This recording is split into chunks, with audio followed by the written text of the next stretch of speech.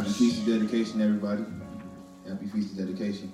All praise to the Most High, Yehovah, and His only begotten Son, Yehoshua. We do want to say toda to everybody who came to and fro to gather and fellowship with us. We really appreciate y'all, and may the Most High continue to bless y'all.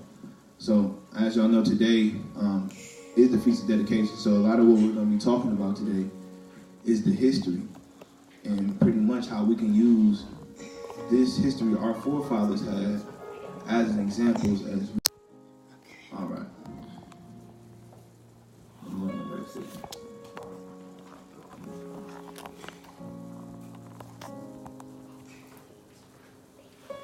Good. I think so. A little blurry. You might need to tap the screen.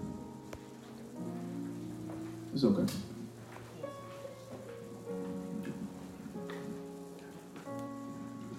It's like it's blurry. Oh my goodness. It's still blurry? A little bit. Sorry, y'all. That's better. All right, so if everybody could turn to Sirach 39, we're going to stand up and face the east, okay?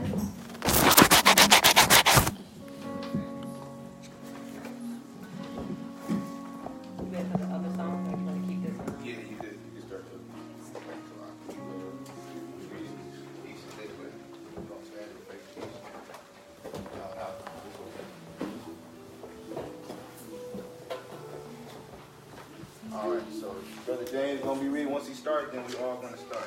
And we're going to be reading till about verse 8. We're going to read from verse 1 to verse 8. All right. Everybody there? Okay? All right. This is the book of Ecclesiasticus, chapter 39, verse 1. But he that giveth his mind to the Torah of the Most High, and is occupied in the meditation thereof, will seek out the wisdom of all the ancient, and be occupied in prophecies. He will keep the sayings of renowned men, and where subtle parables are, he will be there also. He will seek out the secrets of the grave sentences, and be conversing in dark parables. He shall serve among great men, and appear before princes. He will travel through strange countries, for he hath tried the good and the evil among men. He will give his heart to resort early to Jehovah that made him, and will pray before the Most High, and will open up his mouth in prayer, and make supplication for his sins. When the great Jehovah will, he shall be filled with the ruach of understanding. He shall pour out wise sentences, and give thanks unto Jehovah in his prayer. He shall direct his counsel in knowledge, and his secrets shall be implemented. He shall show forth that which hath learned, and shall glory in the Torah and the covenant of Jehovah.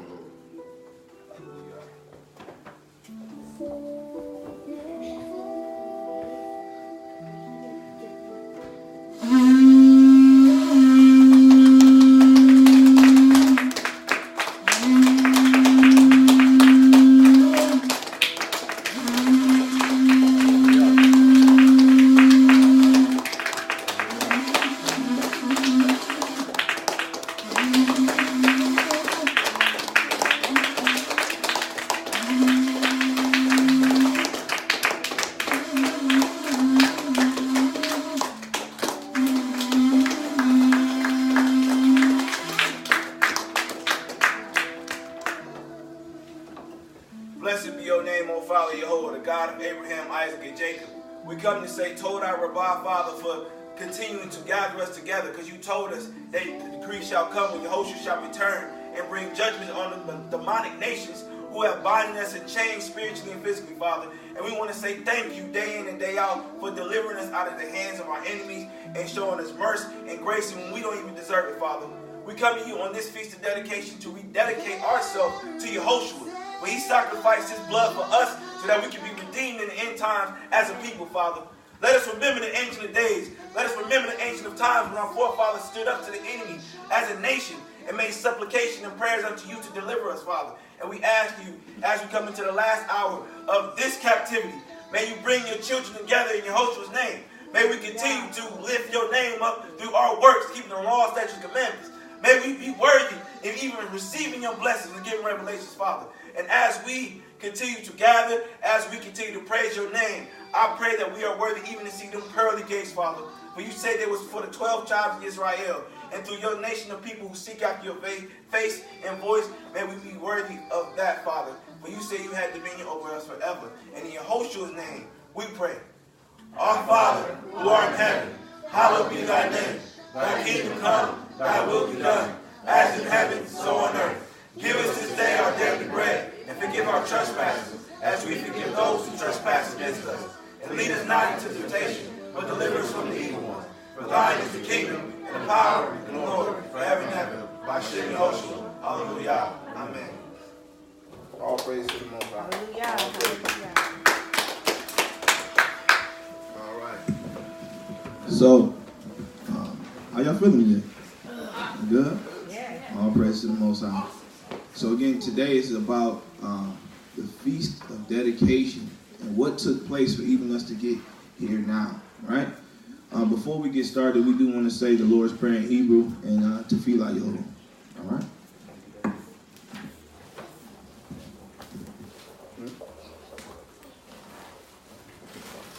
So y'all gonna repeat after me, okay? This is Tefillah Yehovah. Avinu, Sheba Shemayim, Yikwadesh, Shemka, Tabu Malkutke, Ka, Yatse, Rezonka, Keba Shemayim, Gamba Aretz, Ten Lanu, Et Lekem, Zarkenu, Hayom, Umka, Lenu Et, Kohotenu, Kemo Shigayim, Anaknu, Makalnu, Lakavienu, Wa'ativienu, Lede Nasion, Elah Hatilenu, Minhara, Kishelka, Hi Hamaku, Wahakavora, Wahatefera, El Ome, Olamim, Hashem Yehoshua, hallelujah, amen. Hallelujah, hallelujah. So welcome everybody who also is on the live feed. Welcome to our Feast of Dedication as we close out the first day. For it was a commandment to keep 8 days of celebration of the Feast of Dedication. So before we get started, I want somebody to tell me, what does dedication mean? What does dedication mean? Anybody? Dedication is something like a priority to a certain degree. Hallelujah. Anybody else? What is dedication? What does it mean? What does it mean to be dedicated? To set something aside for a special purpose. That can also is what it means. Anybody else? Hallelujah. So dedication means the quality of being dedicated or committed to a task or purpose. Some of the synonyms for that is commitment, enthusiasm, zeal, and perseverance. And the last two was stuck out to me because we all know with this walk, with this truth, it is hard. It is difficult even within ourselves. But when it comes to us being a nation, those curses are more real than that, ain't they? You come across people trying to show love, and sometimes you even feel like it's just the same thing you got in the world, right? And we come into this truth to be different, right? Just like for holidays, right? We spent our lives for holidays. We spent every dime on holidays and was angry at the end of that holiday. Like, what did I spend my money on that for? But then some people come into this truth and don't take the holy days that was commanded by us to keep as serious. So we have to understand, it's called the Feast of Dedication, but we're going to make it a rededication to the Most High and His Son Yehoshua. All right? So I want to start out with Zephaniah 2:1. Zephaniah 2:1.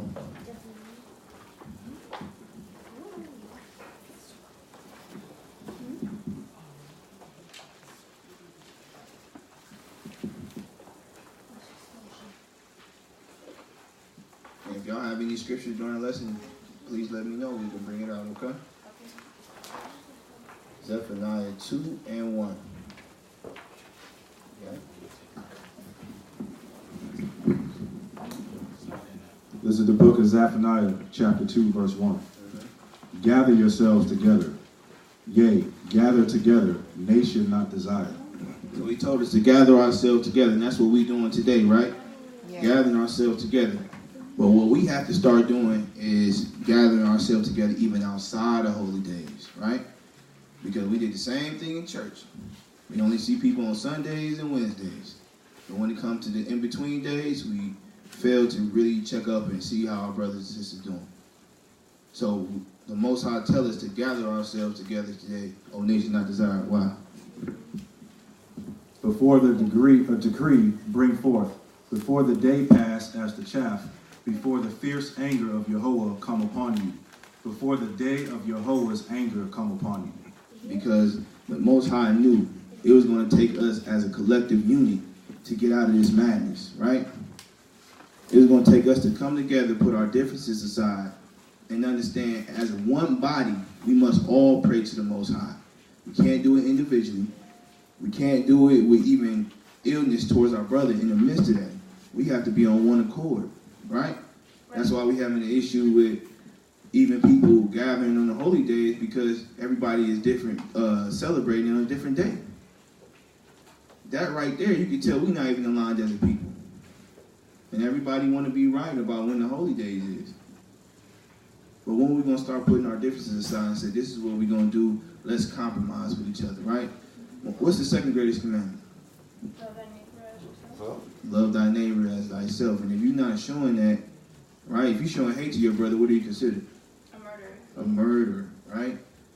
So as people in this truth conscious people, we have to understand we are setting an example for those who are trying to seek and those in the world.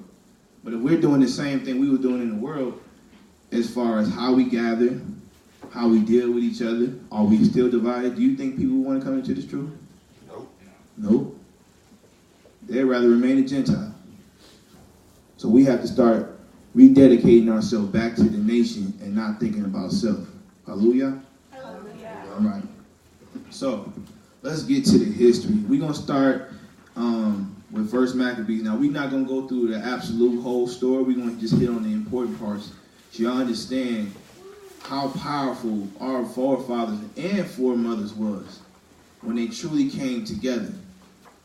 When we truly came together as a body, as one part of a body, we were unstoppable, right? What's stronger, an open hand or a closed hand? Close fist. Right? So if we come together like this, we have more power. But if we open hand, yeah, we still kind of connected, but it's still a gap. It's a gap between the body. And we want to make sure we close that gap and even purge out those who don't even want to be a part of that body. Be a part of the Mashiach, right? Right. Okay, so let's start from First Maccabees, chapter 1, verse 1.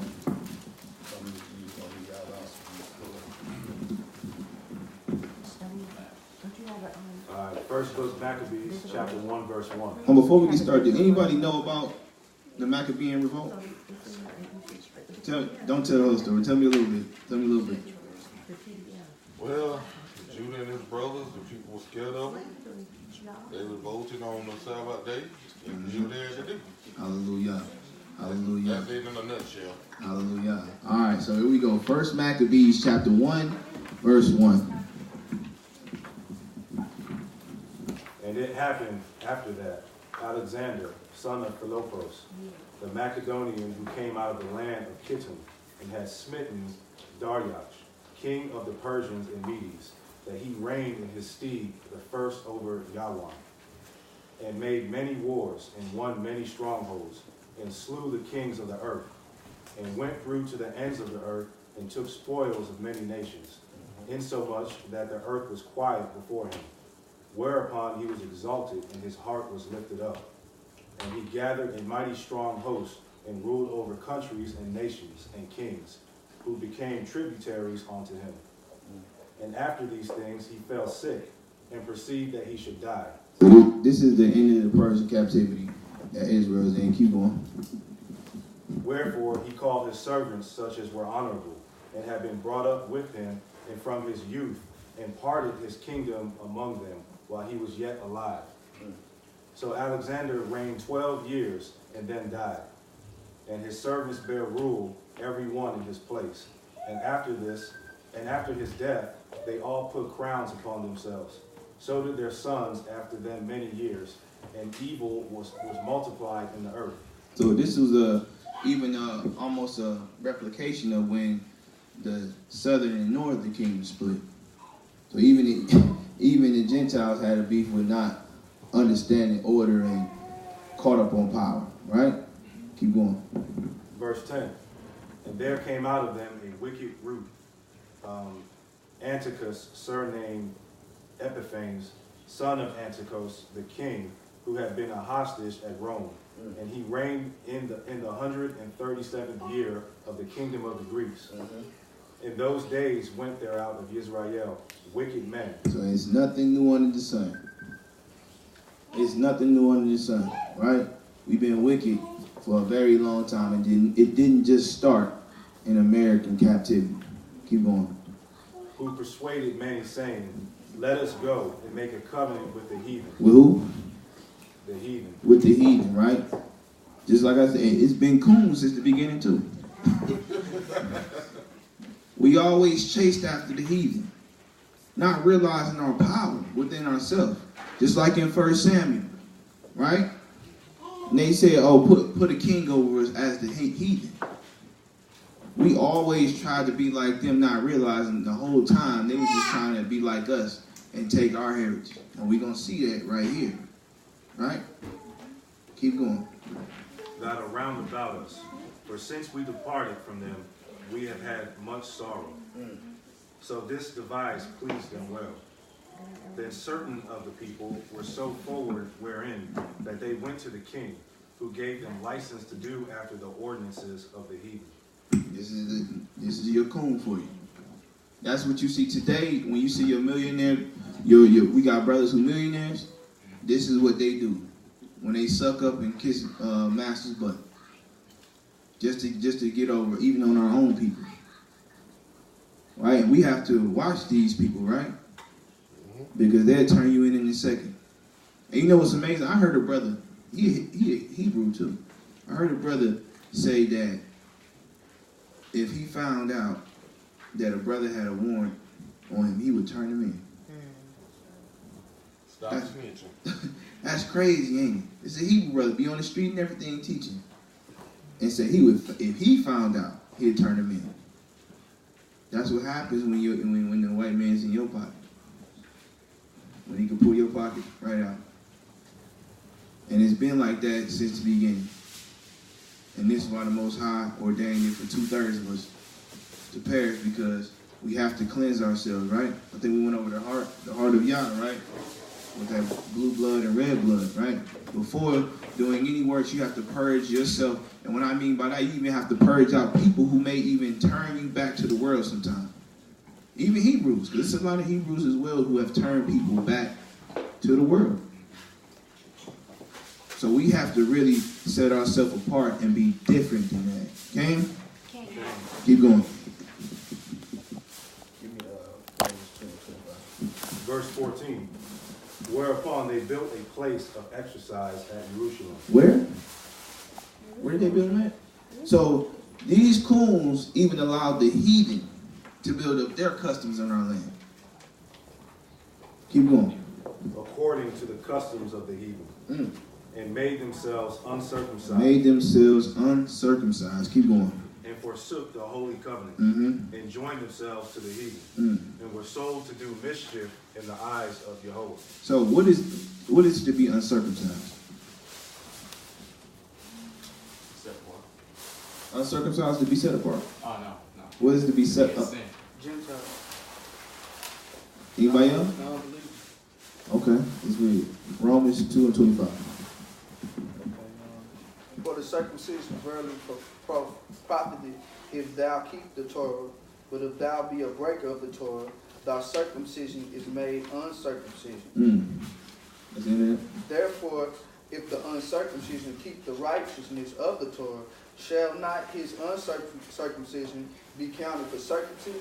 Hallelujah. See, we got to understand the circumcision that men receive on the 8th day is also a spiritual thing, right? What do y'all think it is to be spiritually circumcised? Besides the Torah, but like, what specifically is to be spiritually circumcised? What happens during circumcision? Cuts the fat, the unwantedness. What else? It's like circumcision of the heart. Hallelujah. So, to be circumcised is to kill the old man. Right? Right. So, when you become uncircumcised, you have fallen right back into being that old man. That's why when you become immersed, you must drown that old man and become a new creature. Right? And unfortunately, even then, we had a problem with doing that. Even knowing the Torah and its great works is then, because the heathen may have treasures of this world that we had maybe interested in, we took that over, storing treasures in heaven. And you see that even to today, right? Keep going. You keep going. Verse 16. Now when the kingdom was established before Antiochus, he thought to reign over Mizraim, that he might have the dominion over 2 realms. Wherefore he entered into Mizraim with a great multitude, with chariots and elephants and horsemen and a great navy, and made war against Talmud, king of Mizraim. But Talmud was afraid of him and fled, and many were wounded to death. Thus they got the strong cities in the land of Mizraim, and he took the spoils thereof. And after that, Antiochus had smitten Mizraim. He returned again in the 143rd year. God. What does this sound like? A king who's taking over majority of the world, right? Taking up everybody's land, right? What does this sound? What movie does this sound like? 300. Exactly, 300. And you're gonna see why I say that. Especially dealing with the Persians. They took over a lot of land. They took over pretty much majority of the world. And they came across a remnant who said, no, we're going to stand up for what's right. But in our understanding, righteousness. Okay? Okay. All right, keep going. And went up against Israel and Jerusalem with a great multitude, and entered proudly into the sanctuary, and took away the golden altar, and the menorah of light, and all the vessels thereof, and the table of the showbread, and the pouring vessels, and the vials, and the censers of gold and veal, and the crown, and the golden ornaments that were before the temple, all which he had pulled off. So at this point, they have pretty much invaded our temple. Now let's think about this in the spiritual aspect of constantly, spiritually making covenant, or physically making covenant with the heathen. When we do that, we allow them to invade our temple. Who is an example of that? When you make a covenant with the heathen, physically, and they have invaded their temple.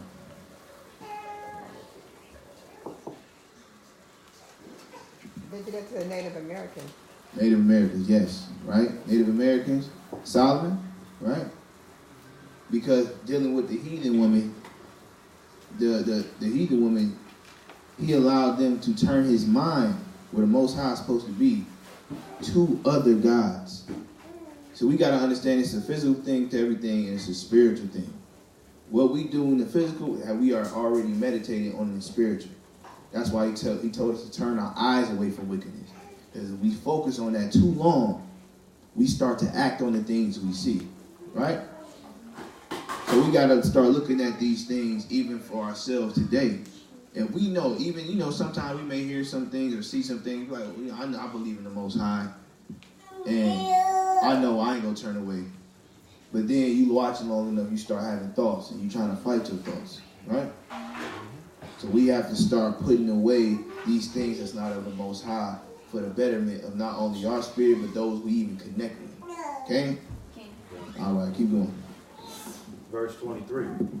He took also the silver and the gold and the precious vessels.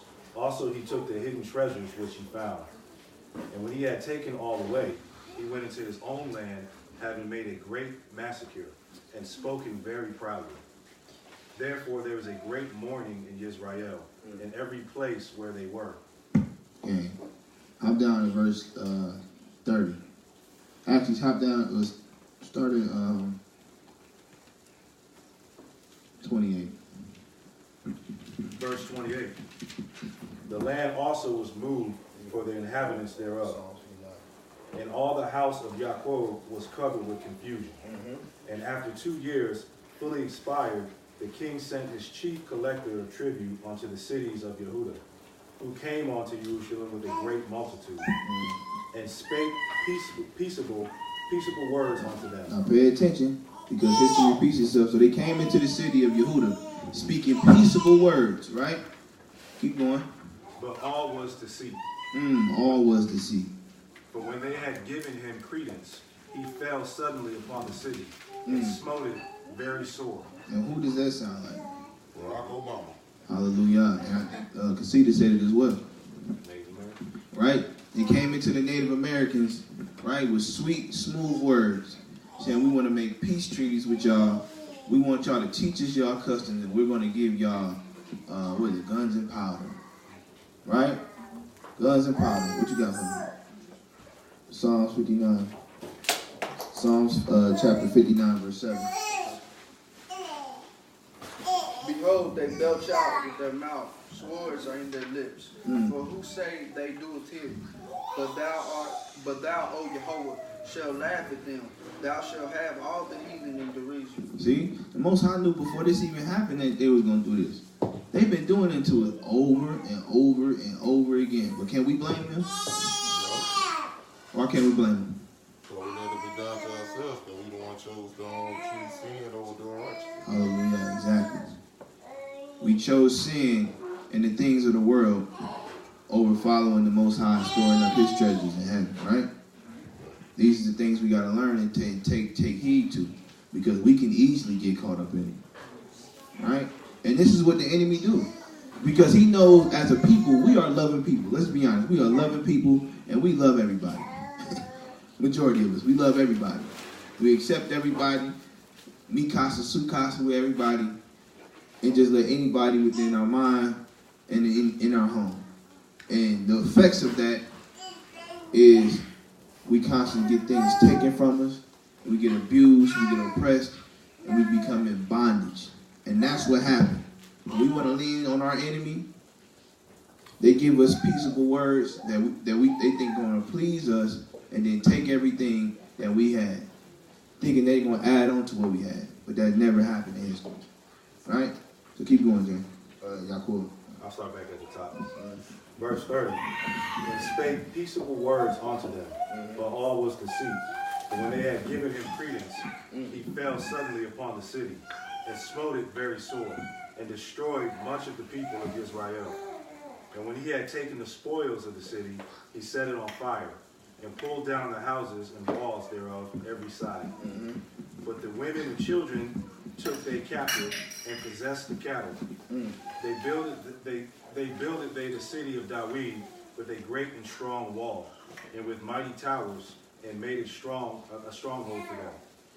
And they put therein a sinful nation, wicked men, and fortified themselves therein. Now go to verse 41. So this is what happened. After they have invaded us, they pretty much trashed our temple, took our temple.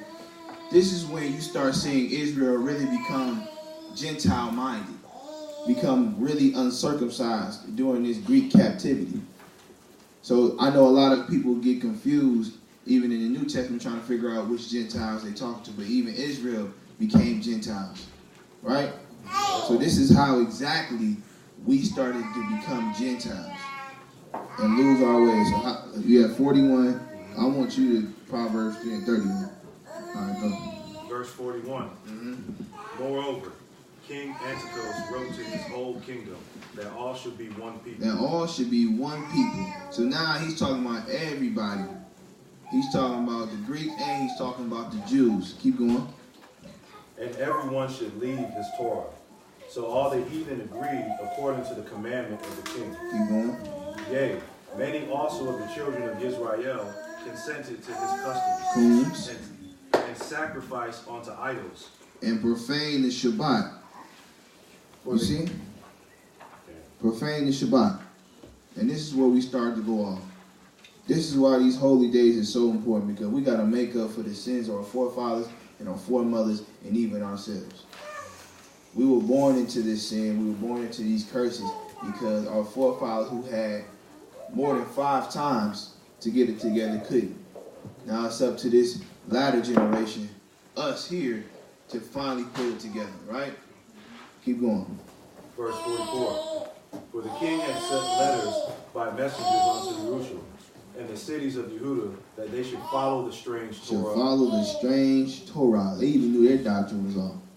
Keep going. of the land, and forbid burnt offerings, and sacrifice and drink offerings in the temple, and that they should profane the Shabbats and festival days, and pollute the sanctuary and the holy people, set up altars and groves and chapels of idols, and sacrifice Swine's flesh. and This is the time where we started to really eat pork. I know a lot of people think it was the American captivity, but we would eat pork before then. Majority of us when we went into captivity. Keep going, Al. Okay, no, I'm sorry. Go ahead. Go ahead. There's another story to that, like the woman with the 7 sons and the king's meat. Oh yeah, we're gonna get there for sure. Yeah, hallelujah. We're on the same page. All right. Let's keep going. You read that for me. Proverbs 3:31. Because the Most High told us a long time ago not to do what with the heathen. Don't be with them. Don't be with them. Separate ourselves, right? Be holy. Read that. Envy thou not the oppressor. Envy thou not the oppressor. He told us that way before this happened. And choose none of his ways. And choose none of his ways. And think about this even to today. We got a lot of Christians who believe in this book, but don't truly believe in the book. We got a lot of people who just celebrated Thanksgiving of our brothers and sisters and think it's okay because their oppressor gave them a day off on that day to celebrate their celebration on how they kill our brothers and sisters. See, that's what our oppressors do to us. They throw it right in our face and we just eat it. We just take it. We celebrate on the slaughtering of our own people. But when we say these things, we offend them, right? But if we're supposed to be on one accord and believe in the same book, especially the Mashiach, why is it a problem that we teach you the truth that the same people you believe in killed your people? So he told us this a long time ago. Keep going. Verse 48. Verse 48. But they should also leave their children uncircumcised. Uncircumcised. And make their souls abominable with all manner of uncleanness and profanation, to the end that they might forget the Torah and change all the ordinances. Now what happened? What did he do? What did he say? Keep going. Verse 50.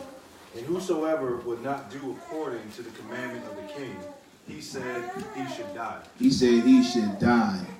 This is the same thing they told us in American captivity. If you call on your God, if you praise, if you do all the things according to your customs, then you should die.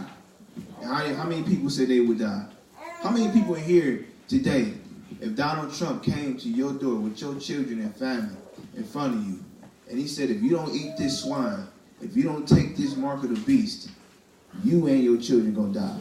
Who will be ready today? I should see everybody hands up. Hallelujah. All praise to the Most High. And that's the type of heart we got to have. We got to be willing to die for this truth, but also defend ourselves.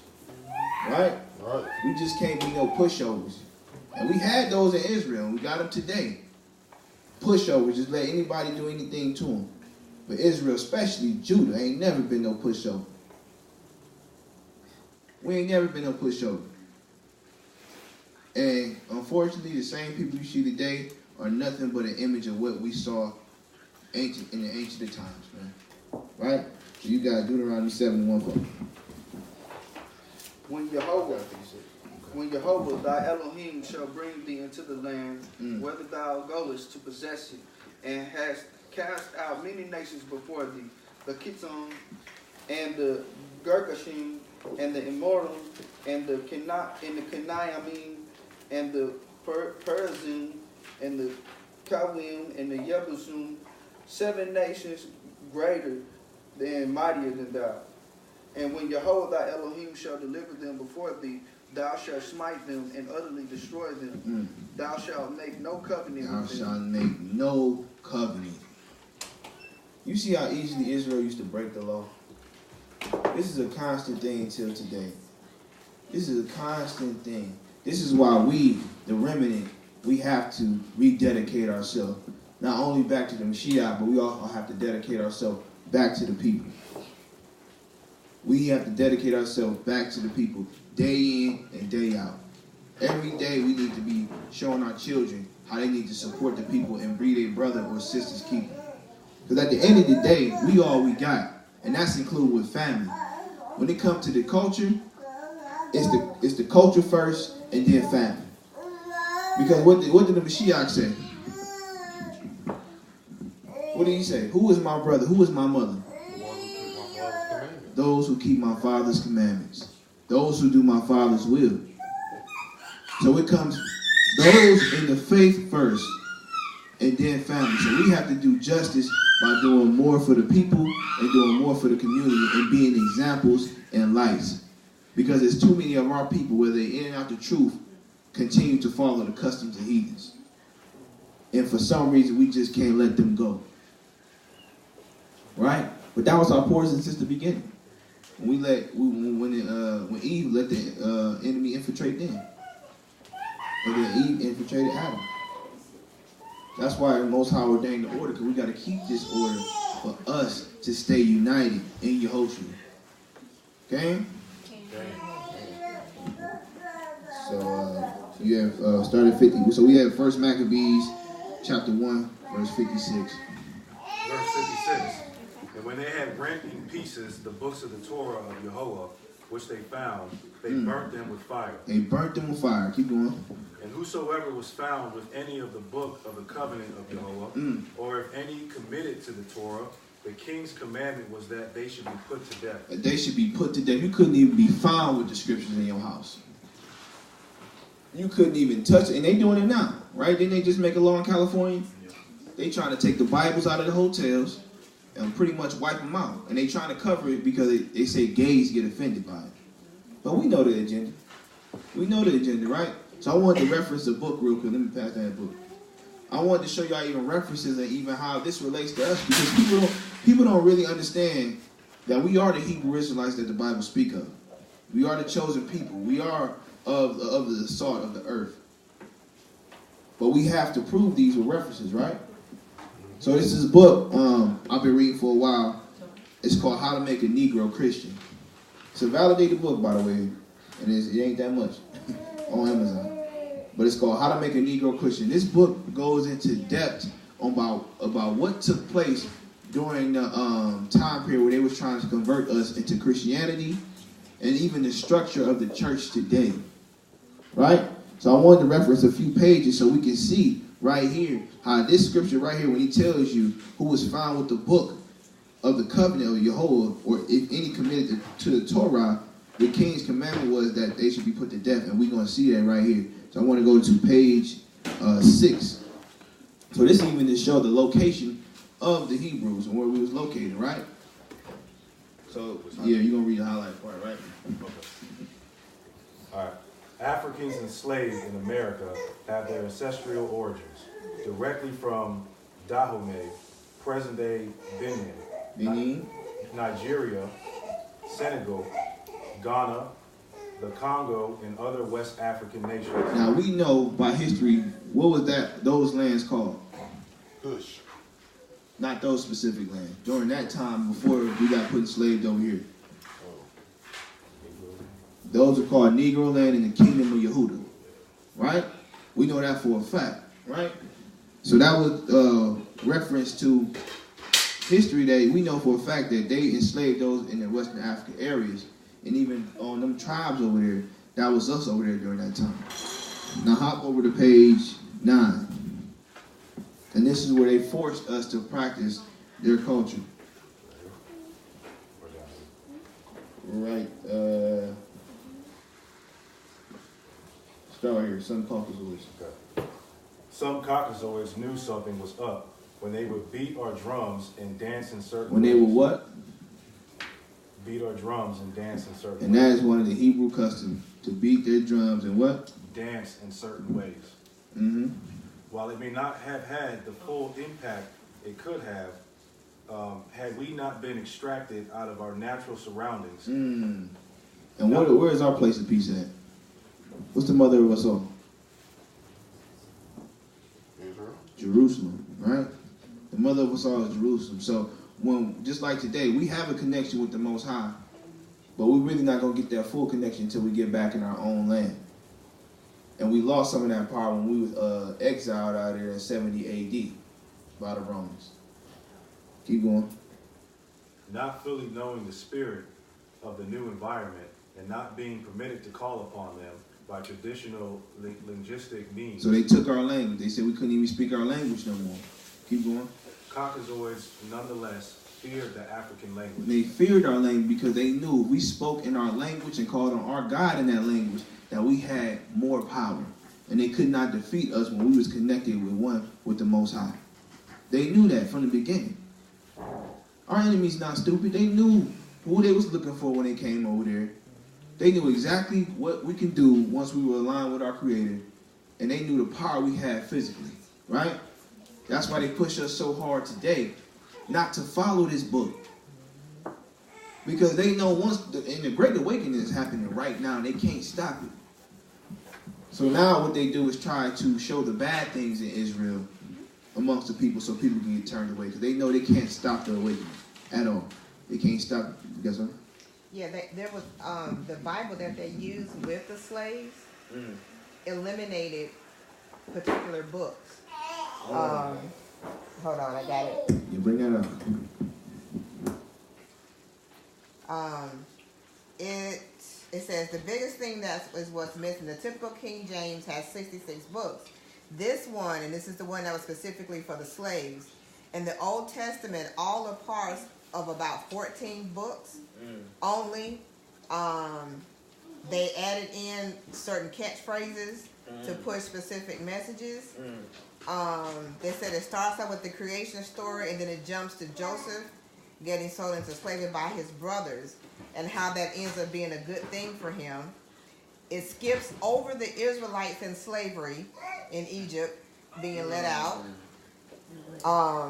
They're highlighting themes of being submissive, and in the New Testament, the whole book of Revelations is left out. So there is no new kingdom, no new world, and nothing to look forward to. And that's what they did. I believe that was the Roman Catholic Church, right? I'm not sure. I believe it was the Roman Catholic Church during the time of Constantine that they took these books out and rejected them. Because originally, if we talk about the English version, originally it was 80 books, right? But before the King James version, what other source do we have? The Torah. The Dead Sea Scrolls, which had over 80 books. I believe in 2nd Esdras they tell you that it was over 204 books written. Right? So we got brothers and sisters today who want to only rely on the 80 books, which that's fine, right? But this is why the scripture tells us to study ourselves approved. Because once you obtain the knowledge and lock the key to the spirit, it's a wrap. Can't nobody do nothing with you, and our enemy know that. Whether they be Asian, Arab, Caucasian, they know once we get that power back, it's a wrap. And our forefathers through these scriptures showed that constantly, right?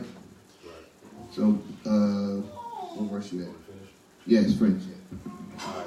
So not being permitted to call upon them by traditional linguistic means, Caucasoids nonetheless feared the African language, drums, and dancing. So they feared everything. They feared our language.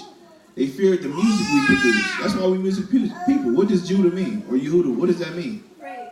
Praise, right? Praise. They hated when we prayed in our language. They hated when we drummed and sung in our language. Because that released our power. We could not be stopped at all. And we have to see this and get back to it. That's why it's so important for for us as Hebrews to get back to being self-sufficient and teaching our own. Because if we continue to rely on our enemy's systematic education, we will continue to be weak, we will continue to be lost, and we'll continue to have no power.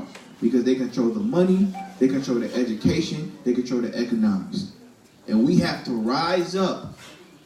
We have to rise up and take back what's ours. Right? We got to rise up. Yes? If you had so much power, then how did we get into slavery? How do we get in slavery? Who want to answer that? Go ahead. That's easy. When you go into Deuteronomy 28, the Father told us the first 15 is what the blessings are. If we follow His commandments. The rest of it is what happens if we don't. We chose not to follow His commandments because we wanted to be like everybody else. Hallelujah. And that's where we're at today. Did you get that, Bree? So the reason we lost our power is because we turned our back to our Father who gave us the power, right? It's just like this. We got children in here, right? If they keep disobeying your law, they keep disobeying what you're saying, they're not learning from it. Eventually we get to a point like, all right, get out the house and figure it out yourself. And that's what the Most High did. But on the way out, He said, I'm going to give you a spanking. Right? And that's what this captivity is a spanking for us not listening to Him. Now, we may think it's harsh, right? We may think it's vile and bad. But we can't put a measure on His punishment to us, can we? But he also was the king that welcomed back the prodigal son. Hallelujah. All praise to the Most High. Hashem Yahushua. Right? So, hop over to page 11. I want y'all to see how much they actually feared. I want you to actually start at the top. This is how much they feared us praying or praising or even continued our culture. Because there was some captivity that let us keep our culture even on Shabbat days, right? But this specific captivity, they like, nah, y'all can't have none of it. Y'all ain't doing none of that. Right? What we gonna see? Yeah.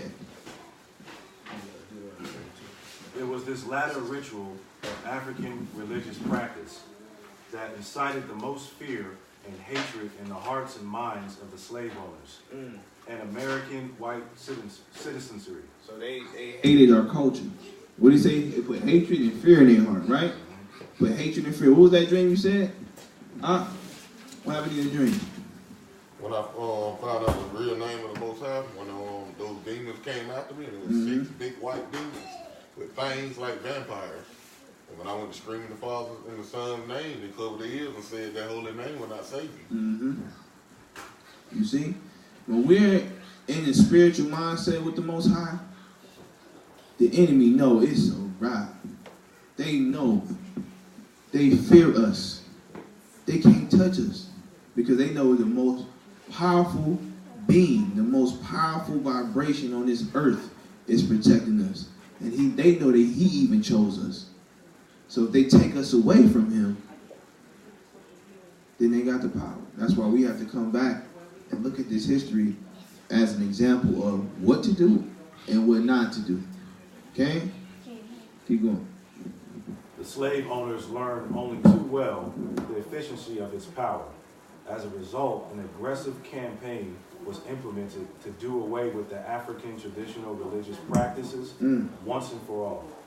Heavy fines were often levied. They call these heavy fines. Keep going. Brutal forms of torture, severe beatings, and even death was imposed on anyone caught practicing any form of the religion. Stringent laws were passed to prevent the Africans from speaking any African languages, building shrines, making ritual drums, or any musical instruments. Family members and neighbors were encouraged to report one another Coons. if caught practicing any form of the religion. Coons. Keep going. These draconian laws, which continued unabated until well after the Reconstruction, included prohibition against organizing in public and any other method by which the slave owners suspected they might be working their magic. Many priests and priestesses were murdered. Some escaped up north. So a lot of Nat Turners were murdered because they started finding out about the truth. they started finding out who they were, and they started teaching these things. And they cut it off the head before it got to the whole body. Keep going. Thousands resisted and continued their practices underground, forcing a once historically open and proud religio-cultural tradition to develop the undeserved reputation of being dark and sinister in the West. These medieval and unconstitutional laws were so successful that in less than one generation, the many priests and priestesses who were not murdered were forced to practice underground. They're talking about one generation. Their beatings and their killings was so severe that it changed the whole dynamics of even our people wanting to keep the customs. Keep going. And the new generation of enslaved Afro-dysphoria or dysputia had developed a learned Afro-hagophobia. So we're going to learn Afro-hagophobia. Keep going. This is what Afro-hagophobia is. Keep going.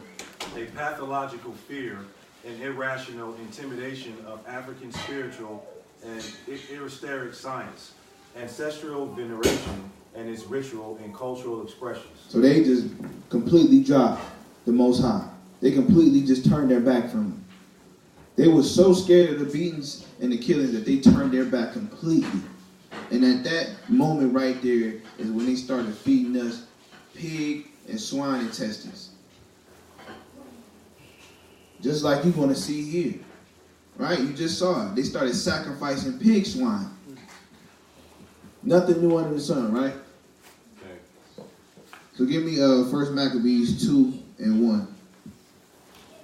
And we're going to see how they just totally just destroyed everything we have mainly because we had coons. 1 Maccabees 2 and 1. In those days arose Mattatyahu, the son of Yochanan, the son of Shimon, and the priest of the sons of Jehoiarib from Jerusalem, and dwelt in the Mount Modin.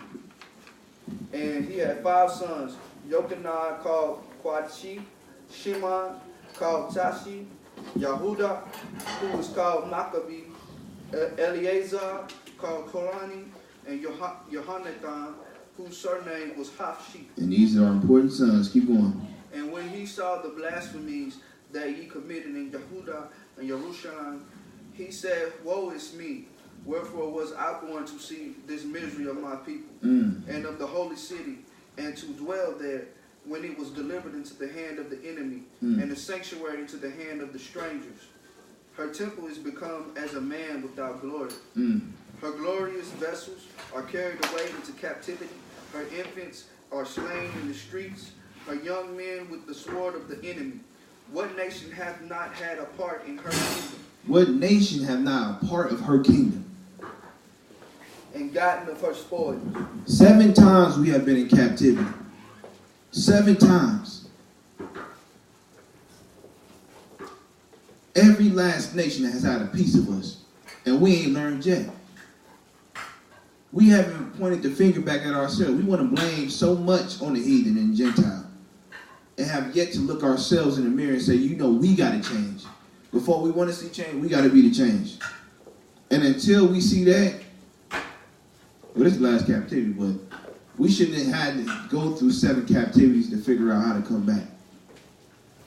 But we love the heathen so much, we didn't mind going through it. What'd you say, brother? We never had kings over us. But because the heathen had a king, we wanted a king too. We never ate swine. That was against the Torah. But the heathen was doing it, so we want to do it. We weren't wearing button-up shirts with a tie around our neck. That's a heathen custom. We was wearing long garments, styled out. But we want to do everything like the heathen. Then you turn around and you see Becky with curly hair. You got a Edomite woman now who completely has turned her skin black because she want to be like us. And then she goes to Africa and she's very accepted. But we go over there on some parts, they look us up and down, trying to kill us. See, that's what the enemy has done to us. They have totally turned us against each other. you also got to realize too, because Psalms 83, everybody can kill. So even the Hallelujah. Hamites. Just like I remember somebody mentioned something about Nelson Mandela. They asked him about us, and he was like, I don't care about them. They're not my people. And see, Nelson Mandela, I'm glad you said Nelson Mandela sold the people out too. See, people don't know that. Nelson Mandela sold the people out too. That's why you got Edomites in that very land that he was occupying, telling blacks they can't even come in there where they kill them. Because he allowed the enemy in his house amongst his people. They have now taken that spot, claimed it as theirs, and don't even want to give it up. I know y'all seen on the news about the Hamites over there revolting, throwing things through H&M, killing Edomites left and right.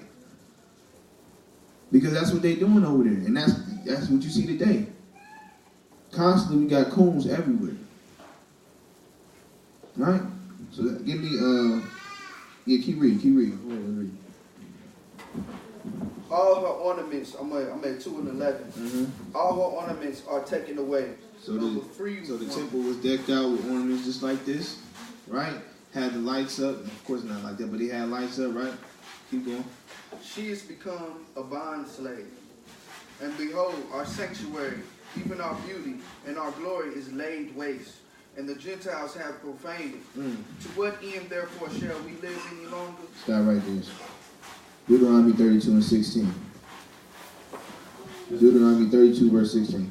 This is the book of Deuteronomy, chapter 32, verse 16. They provoked him to jealousy with strange Elohim. With abominations provoked they him to anger. They sacrificed unto devils. This is talking about Israel. Not to Elohim. To Elohim they knew not. To new Elohim that came newly up, whom your fathers feared not.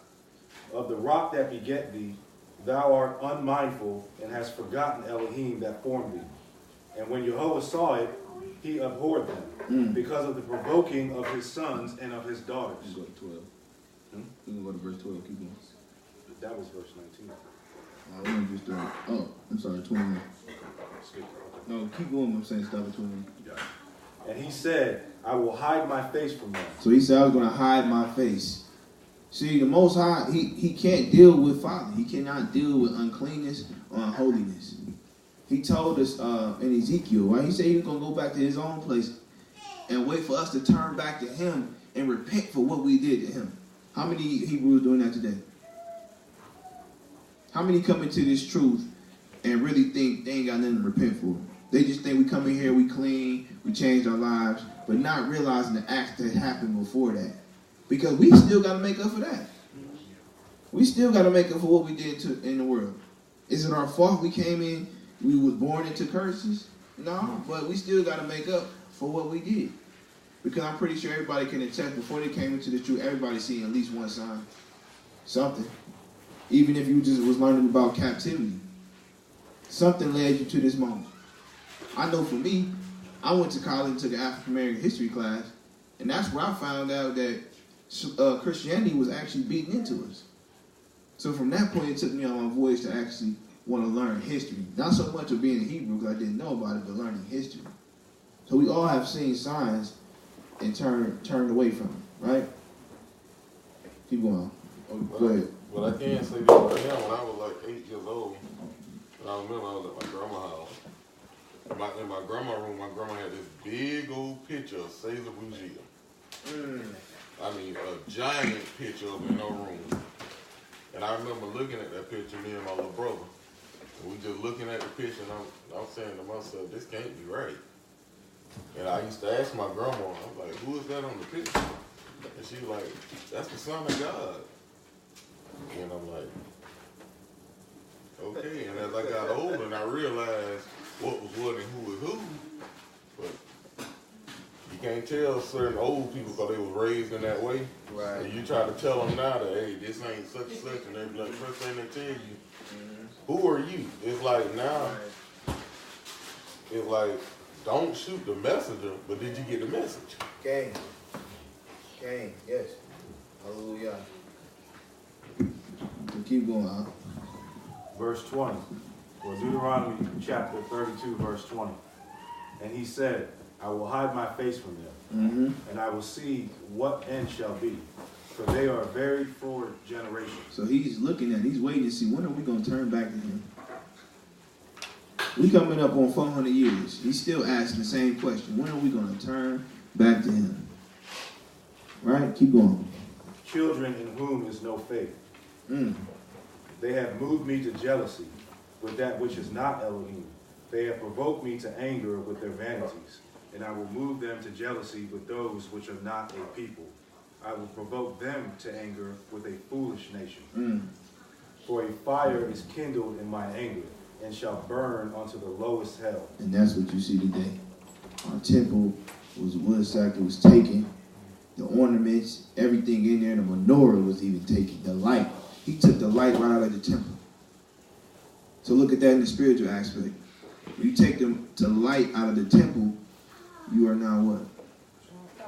You are dark inside. And the Most High don't dwell in darkness at all. Is that 21? Yeah, that was 22, in the middle of 20. Give me 1 Maccabees 2 and 31. 1 Maccabees 2 and 31. So once the power, our power to be left us, we were in a state of confusion. We didn't know what to do. We didn't know where to go. At a point, we didn't even know how to continue in the law because the things that they did to us. I mean, just think about this. If you come into your house and everything is taken away, your question is like, what do we do? What do I do next, right?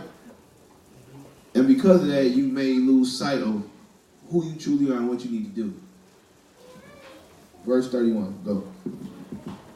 Now when it was told to the king's servants and the host that was at Jerusalem in the city of David, that certain men who had broken the king's commandment were gone down into the secret places in the wilderness. So they took us in. So we went to the wilderness when we fled. Keep going. They pursued after them a great number, and having overtaken them, they camped against them and made war against them on the Shabbat day. So the Greeks decided that they were going to even attack us on our Shabbat day, right? Because they knew that was going to be our day of rest. Just like they tried to do with the Nehemiah. Coming trying to buy on the Shabbat day. Right? What did he say? He said, come back, I'm going to lay hands on you. I'm going to come back, I'm going to lay hands on you, right? Keep going. Verse 33. And they said unto them, let that which ye have done hitherto suffice. Come forth and do according to the commandment of the king, and ye shall live. So they trying to pretty much talk them out of the wood and just say, pretty much come back, do what the king's saying, you should live. There's nothing to it. Right? Keep going. Verse 34. But they said, we will not come forth, neither will we do the king's commandment, to profane the Shabbat day. So then they gave them the battle with all speed. How about they answered them not, neither cast they a stone at them. So they didn't even fight. They came and said, pretty much, if y'all don't come with us and bow down to the king, we gonna come destroy y'all. We gonna come kill y'all on the Shabbat. And what do? Because we got weak men. We said, hey, do what you got to do. We ain't going to fight you on the Shabbat. Who agree with that? Should we fight on the Shabbat if our enemy comes to us? Yep. By any means necessary. Right. I'm more Malcolm than Martin. Hallelujah. Right? Commanded to keep the commandments, which is God. Hallelujah. Exactly. Right? And like the brother said, it uses a bunch of Martin Luther Kings, man. Not to go off the subject, but it is a little bit. Y'all heard about, like last month, I think it was, about this priest went over to this island and tried to bring Christianity over there and they killed him. Oh, you heard about that? Yeah. Like they were telling him don't go over there, and he went anywhere thinking because he was a white man he could do it. They hit him with them arrows. He thought he was going to be the first to do something. Yeah, I thought he was going to do it. They got him. That's how our people supposed to be. 22 and 36. So yeah, we had Martin Luther Coons that didn't want to fight, didn't want to defend their people or themselves, right? Keep going. Nor stop the places where they had hid, but said, let us die all in our innocency. Heaven and earth will testify for us that ye put us to death wrongfully. So he said heaven and earth will testify to us. What did the Most High tell us to do? When we come to defending ourselves, what did he tell us to do? Learn all weapons. Hallelujah. Luke 22:36. Then said he unto them, But now he that hath the purse, let him take it, and likewise his scrip. And he that hath no sword, let him sell his garments. Let him do what? Let him sell his garments. Let him sell his garments. Keep going. And buy one. For I say unto you, that this that is written must yet be accomplished in me. Hallelujah. First Maccabees 2:41. So he told us. The Mashiach told us. If you ain't got no sword, or in this day of time, you ain't got no gun, right? You ain't got no gun. You need to sell something and go get one. I mean, think of who in their right mind gonna let their family die?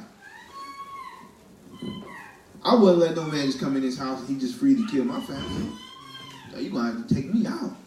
You gonna have to just finish me. Because I ain't going. But again, we have, we got them freedom marches, man. We do everything except fight. But at the end of the day, when it comes down to it, it's going to be nothing but a fight. So you have to gird yourself spiritually first and then physically. We got to protect our children, man. We got to protect our women, and we got to protect ourselves. Because it's coming. World War III is coming. And it's going to be right in our backyard. I'm not saying start the fight. I'm just saying be prepared for it. Right? Hop down to verse 41. Oh, yeah, you done. 41. The book of Maccabees, chapter 2, verse 41.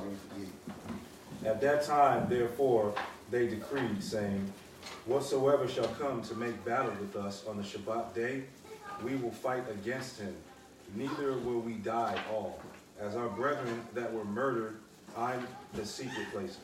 So they told him, like, no, Judah Maccabees and said, nah, we ain't going this time. Y'all not about to just come up here and do that. I don't care if it's the Shabbat or not. We gonna get it in. That's it. And we ain't dying. Y'all gonna be finished, not us. And they knew that. They had so much confidence in that because they had the Most High at their back. They had the Most High and the Mashiach in the midst of them at their back. Right? And we gotta understand that's where faith starts kicking in. That's where faith starts kicking in. Do you really believe in this word? Do you really believe in this word? Things don't happen to us for no reason. Right? Job wasn't put down like that for no reason. Solomon wasn't put down like that for no reason. Now, it could be either a good reason or bad reason. But that is up to you and your works. And through faith, you'll understand if you did wrong or right. Right? Keep going. No, you stop. First Maccabees 3:58. And Yehuda said, Arm yourselves and be valiant. He said, do what? He said, Arm yourselves. Judas Maccabee said, arm yourselves. Keep going. And be valiant, men. And see that ye be in readiness against the morning, that ye may fight with these heathen that are assembled together against us to destroy us and our sanctuary. Start right there. We got to protect our nation, y'all. At all costs. At all costs. We can't let media or the history they try to teach us his story tell us that we were just soft, weak, and just let slavery happen. They ain't never just had. We ain't never just roll over like that. They ain't never been. Now it may not been a lot of us that did it, but it was always a remnant. And think about that in the spiritual aspect. It was always a remnant willing to step up for the truth, willing to defend their people. And today we need that now. We need that right now. That's why this is the Feast of Dedication and the Feast of Lights. It's time for us to rededicate back to our nation. It's almost 400 years. Not to say that things are going to happen or we're going to be delivered, but it's almost 400 years. We know tribulation definitely about to start happening. Puerto Rico still out there with no lights. What's the place in Michigan? Flint, Michigan. They still got dirty water. Right? They just showed a live video in Houston. A brother got hung in broad daylight. I just saw another video today. A brother was hung from a train and his toes cut off. Just a few months ago, was a woman hung on in Georgia on a bridge. I seen the video just the other day. The Pope said he was the devil in the interview. You see what I'm saying? Yeah, exactly. He said I praise Lucifer. No, he said he was the devil. You see? These heathens is showing us their true colors now. They showed us that as soon as Trump got in office. And we still acting ignorant. And we still loving everybody. Rather than loving our own first. This ain't gonna be no sweet cakewalk. This walk ain't easy. And the Most High say, gird up your loins. Because it's about to go down soon. Soon. And y'all gotta be ready spiritually first. And the physical can come. So give me 1 Maccabees 2:50. Right? So this is I want to show y'all this because these are the examples that we have to look at when it is coming to keeping the Torah. When it comes to keeping the law, statutes, commandments, these are the people we must look to. Right? These are the people we must look to. If people want to look at King Solomon, which he was a great man, but he fell because of sin. Right? And that's the person that most people look at. And sometimes more than the Mashiach. Right? So let's see these examples. We in 1 Maccabees chapter 2, verse 50. Verse 50. Now therefore, my sons, be ye zealous for the Torah. Be dedicated to the Torah. And give your lives for the covenant of your fathers.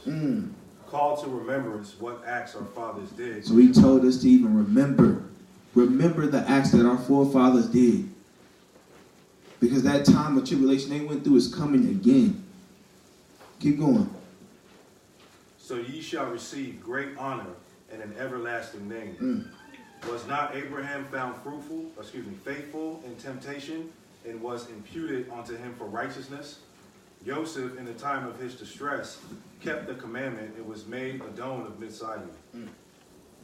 Pinchas, our father, in being zealous, fervent obtained the covenant of an everlasting priesthood.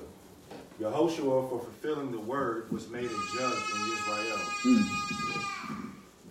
Caleb, for bearing witness before the congregation, received the heritage of the land. Dawid, for being merciful, possessed the throne of an everlasting. And now we know Dawid went off. We know he went off.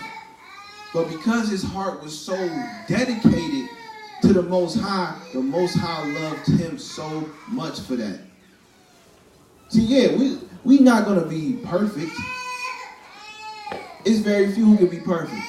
The Most High is looking for dedicated people who's going to dedicate themselves to him and Yehoshua, who came in a volume of the book.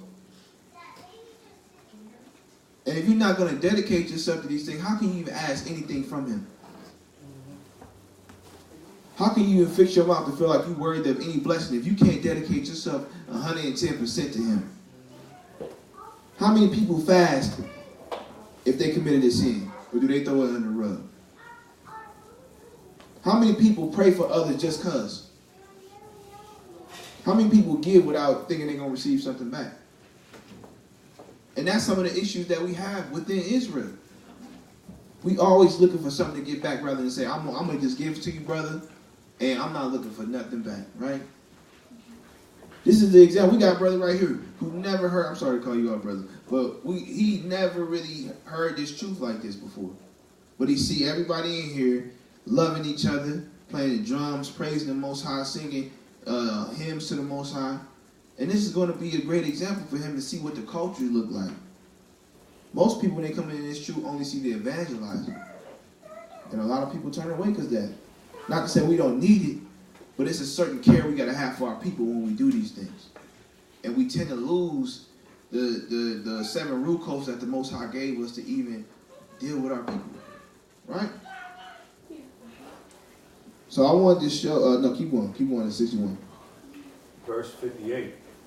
Eliyahu, for being zealous and fervent for the Torah, was taken up into heaven. Kananya,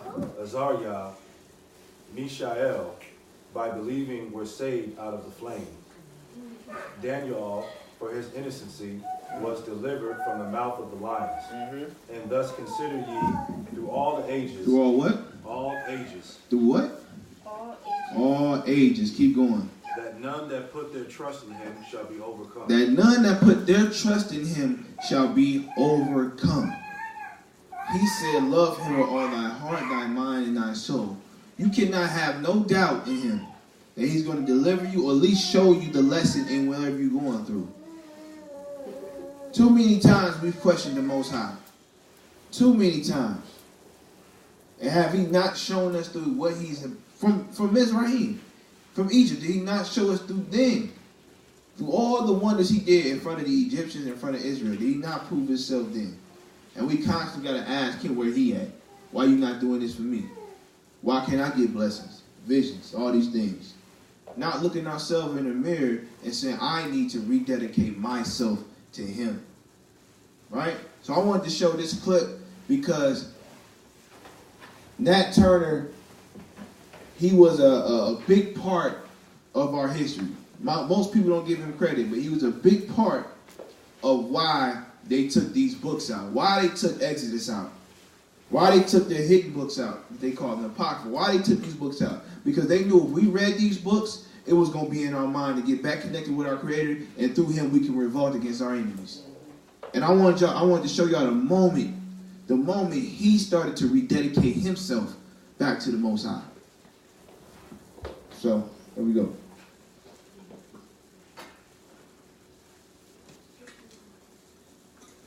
You ain't gonna eat? So here he is.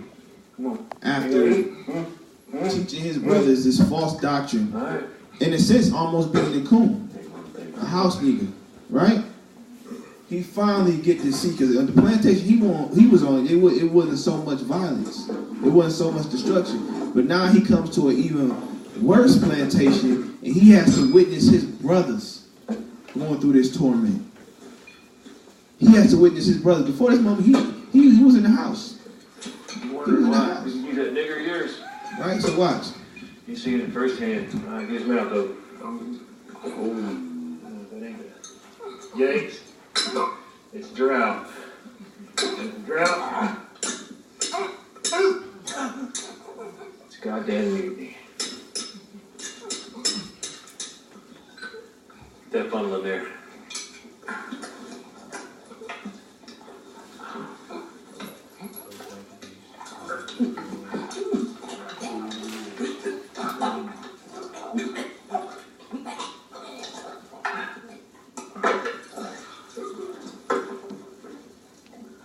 Truth is, even means nigger's spirit for the gospel.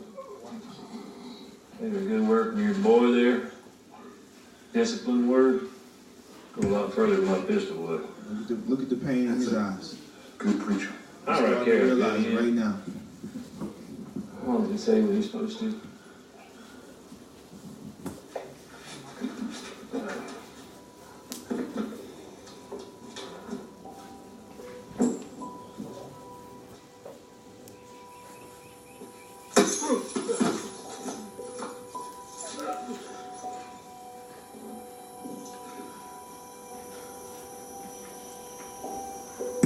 I believe what he's about to say, was it Psalm 68?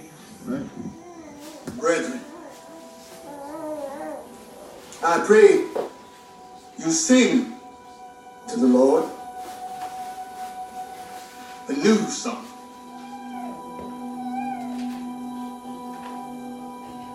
Sing praise in the assembly of the righteous.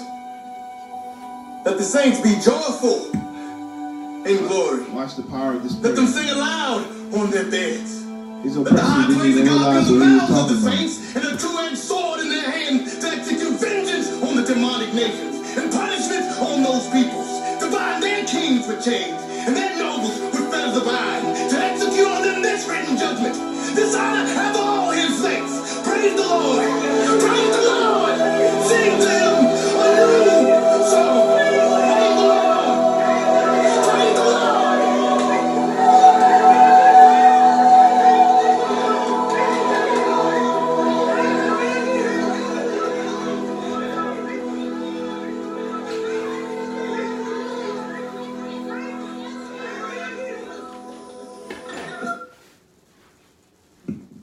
That was the moment Nat Turner rededicated himself and became circumcised in the Most High. All praise to the Most High, man. All praises. So this is just one example of becoming back rededicated to your people. Sometimes we have to go through these things like this and see our own people close to us go through something to say, you know what, I got to get myself right. Sometimes we don't go through, we have to see somebody else that's close to us go through it and say, I'm going to rededicate myself back to the Most High because this is not it. And I got to do whatever I need to do to make sure I'm the example and I can be the help that my people need. Okay? Now let's see when the revolt started with Judas Maccabees. First Maccabees chapter 3 verse 1. Then his son Yehuda, called Maccabee, rose up in his stead, and all his brethren helped him, and so did all they that held with his father. And they fought with cheerfulness the battle of Yisrael. So he gat his people great honor, and put on a breastplate as a giant, and girt his warlike harness about him. So he came out furious. Judah Maccabees, I'm not going nowhere. I can't see my people to get slaughtered, to get killed, to get hung, to get oppressed, put in jail, forced to take on customs that was never ours. He got fed up with it. And I got to ask you, when are y'all going to get fed up with seeing our people go to jail? When are y'all going to get fed up with seeing our people oppressed? Going down in Atlanta, downtown Atlanta, just seeing our people poor and broke and broken in spirit. Seeing downtown Atlanta, they're begging. We got our people in downtown Atlanta now begging. If that don't hurt your heart, I don't know what will. I know I'm getting tired of this oppression. I'm ready for us to be uplifted, back on top as the kings of this earth, like we supposed to be. But it starts with self. It starts with self. Ain't nothing gonna change if you don't change, right? So I wanted to show y'all this, and keep going, keep reading out. And he made battles protecting the host with his sword. In his acts he was like a lion, and like a lion's whelp roaring for his prey. For he pursued the wicked and sought them out, and burnt up those that vexed his people. That vexed his people, and that's exactly why Nat Turner is a one important person that we need to look at. He was getting tired of it, and he took charge. He stood up. He rose to the occasion that the Most High called him to. How many people in here feel like they have risen up to the occasion the Most High called you to? Raise your hand. How many people feel like they need to work on things? So my question is, are we ready to rededicate ourselves to the Most High? If you are, raise your hand. Hallelujah. I wanted to show y'all this. This is when he started to become the leader he needed to be. Oh, I'm sorry.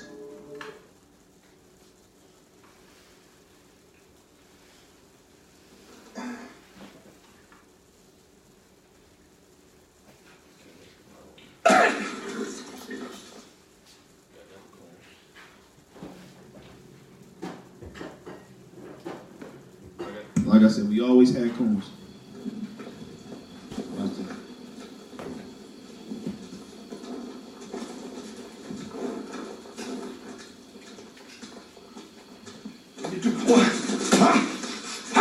You killed him, boy? Is that what you did?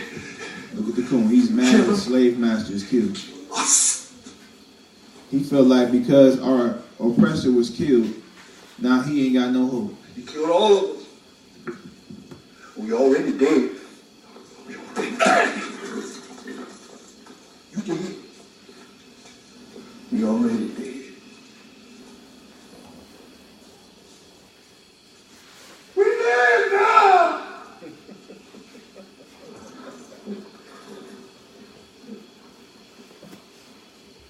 Your earthly master is gone. You're now free, men and women, servants of only the Lord. As the sword of the Lord bears down on our enemies, our ancestors and unborn children rejoice. He putting in Are we dead? The acts of our forefathers. No. I say we are now alive, seeing through eyes that have been denied us since being born into the darkness of bondage. Stand with us, that your other captive brothers and sisters also know freedom. Stand that our children, for generations to come, will know that with the supernatural power of God, we straighten our backs against the works of the evil one. You know who the evil one is. Stand with us.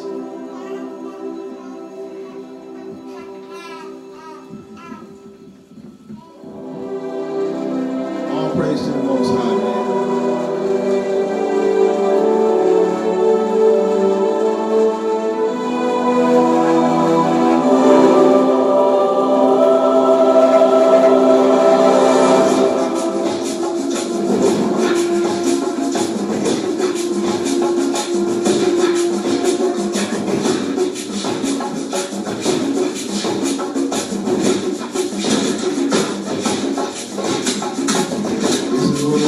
Starts right here.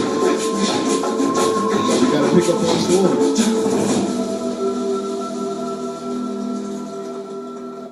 And that's what you call a circumcised man. One who turned back to the Most High and rededicated himself back to the cause, which is uplifting and rising for your people. Okay? All right. First Maccabees 4:9.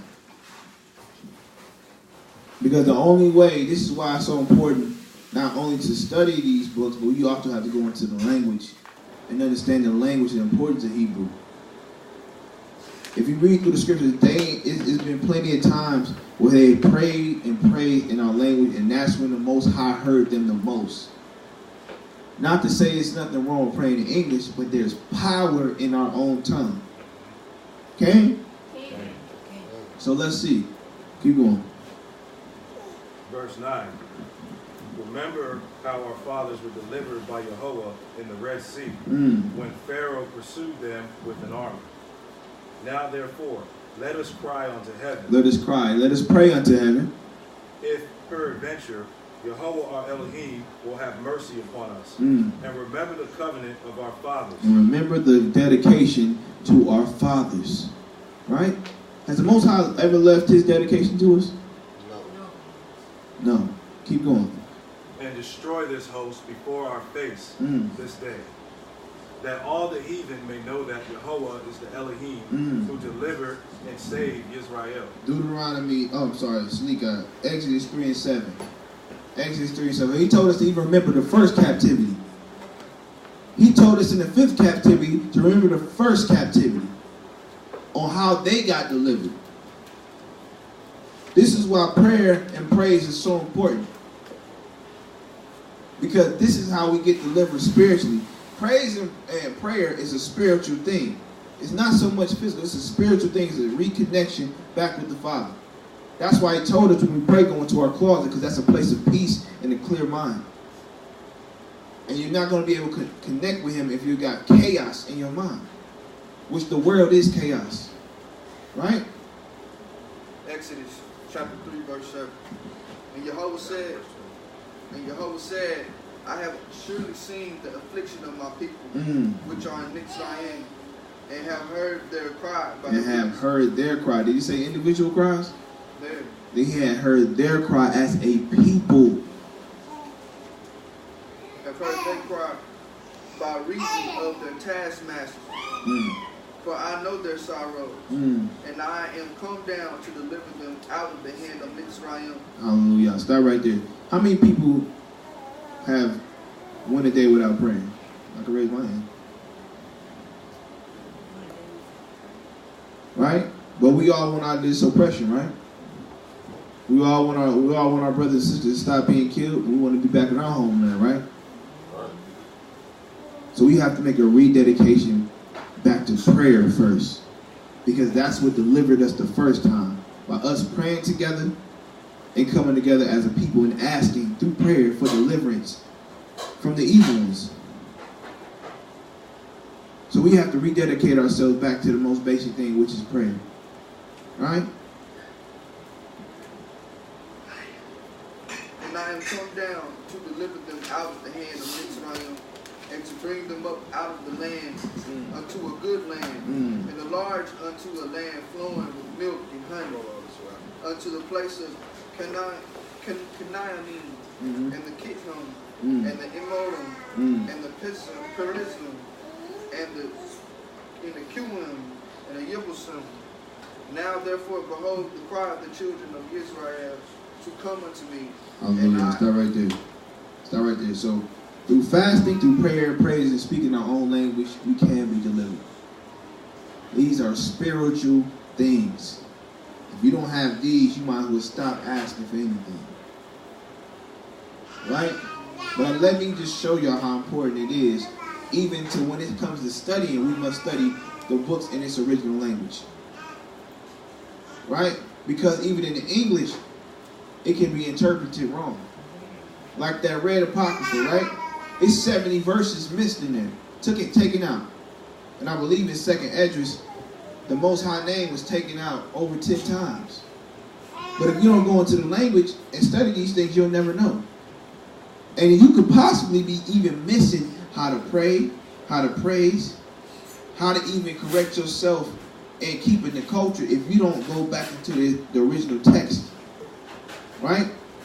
Well, let me show you how important it is. Start at, No, I want you to start right there. Prologue of the wisdom of Yehoshua, the son of Cyrus. Whereas many and great things have been delivered unto us by the Torah and the prophets, and by others.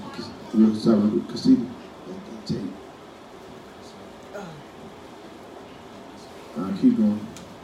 That have followed their steps, for the which things Israel ought to be commanded for learning and wisdom, and whereof not only the readers must need become skillful themselves. Become what? Skillful themselves. Become what?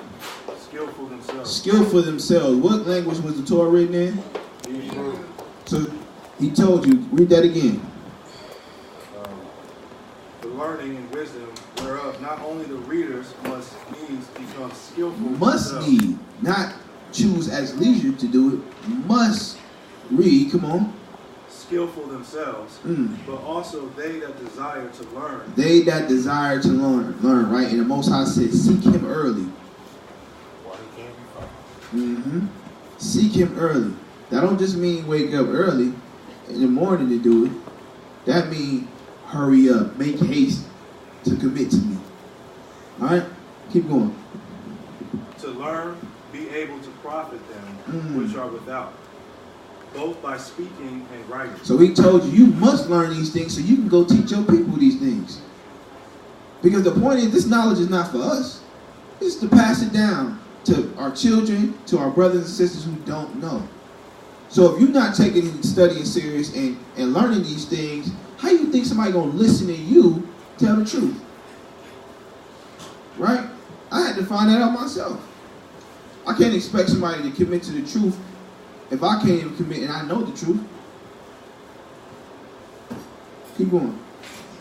My grandfather, Yehoshua, when he had much given himself to the reading of the Torah and the prophets and other books of our fathers. And what?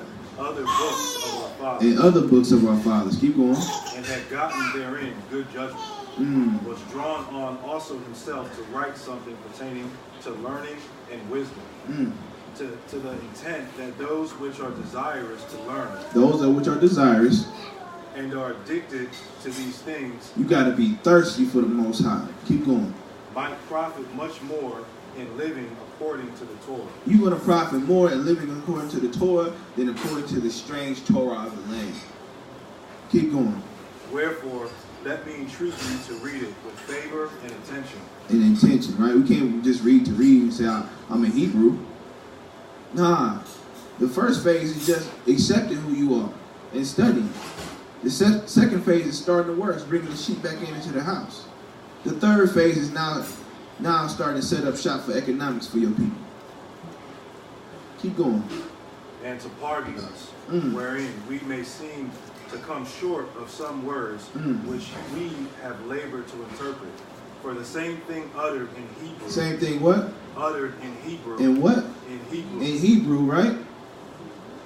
And translated into another tongue. And translated into another tongue, right? Have not the same force. Have not the same force in them. So yeah, for those who don't know they need to do these things, yeah, the Most High hear you for a time. He hear you for a time, but he said knowledge shall increase in the last days. So at this point, it's no excuse why you don't know certain things. So he told you right there, the same thing in Hebrew uttered in another language have not the same power. So that tell you what? That we should do what? Learn our language, right? Because at the end of the day, when stuff hit the fan, if he know Hebrew and I know Hebrew and the enemy's right in front of us, do you think I want to talk in the language he know? Right? They do it to, how many of y'all been around our Mexican brothers and sisters and you talking to them and all of a sudden they smile at each other and say, you're like, you talking about me? Right? It was you remember it was an episode of Martin. Martin played I think it was Jerome, and he went off into the to the Chinese spot or whatever, and they went to talking and stuff, and he went to saying it back to him, and they were like, you ain't think I knew it, did you? Right. Yeah, you got to be that way. Exactly. So we got to think just as smart as that. We got to be real strategic about everything. Because they coming. Like this is going to happen again. And I wouldn't be surprised if it happened on the Shabbat. So we got to be ready. Right? Keep going. And not only these things. Not only these things. But the Torah itself and the prophets and the rest of the books have no small difference. Have no small difference. Why? When they are spoken in their own language. When they are spoken in their own language, it's no different. It didn't say when it's interpreted into another language, would that be Greek or English? It said when it's interpreted into this own language, it shall be understood. Period. Ain't gonna be no difference. So we gotta start taking our culture back. We just can't take back garments and fringes and change our name to Hebrew names and not want to know the language. We should have kept your original name Bob. Ain't no point you change your name. Ain't no point you calling on Yehovah or Yahweh or I, none of that, if you ain't gonna even study the language. 1 Maccabees 4 and 9. Oh no, sneak out. 4 and 20. 1 Maccabees 4 and 20. Who, when they perceived that the Yehudim had put their host to fight and were burning the tents for the smoke that was seen, declared what was done. When therefore they perceived these things, they were sore afraid, and seeing also the host of Yehuda in the plain ready to fight. They fled, everyone into the land of the strangers. They seen that Judas Maccabees and the rest of them were ready to fight. They said, oh, these brothers got confidence.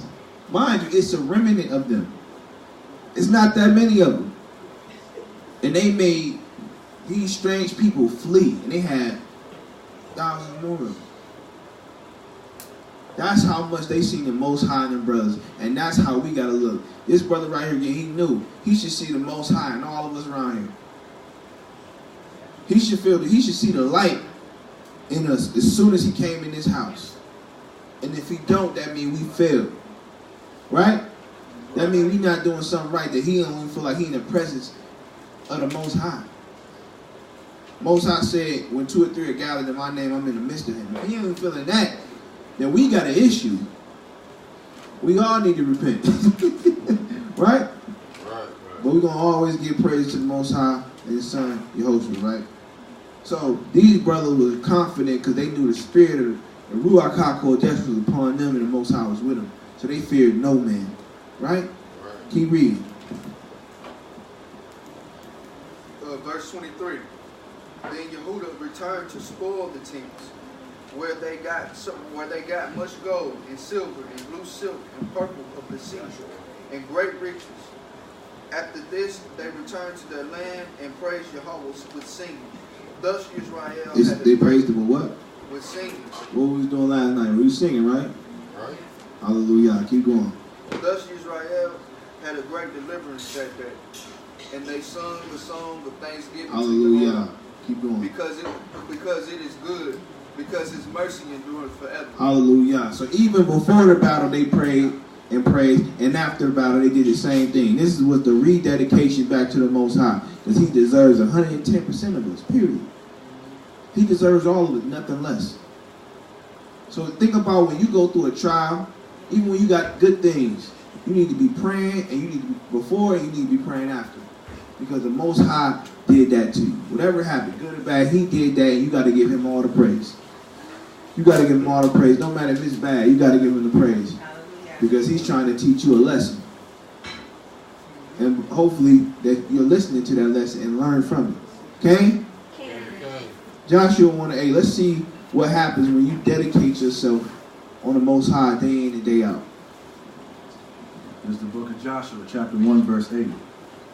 The book of the Torah should not depart out of thy mouth. Should not what? Depart out of thy mouth.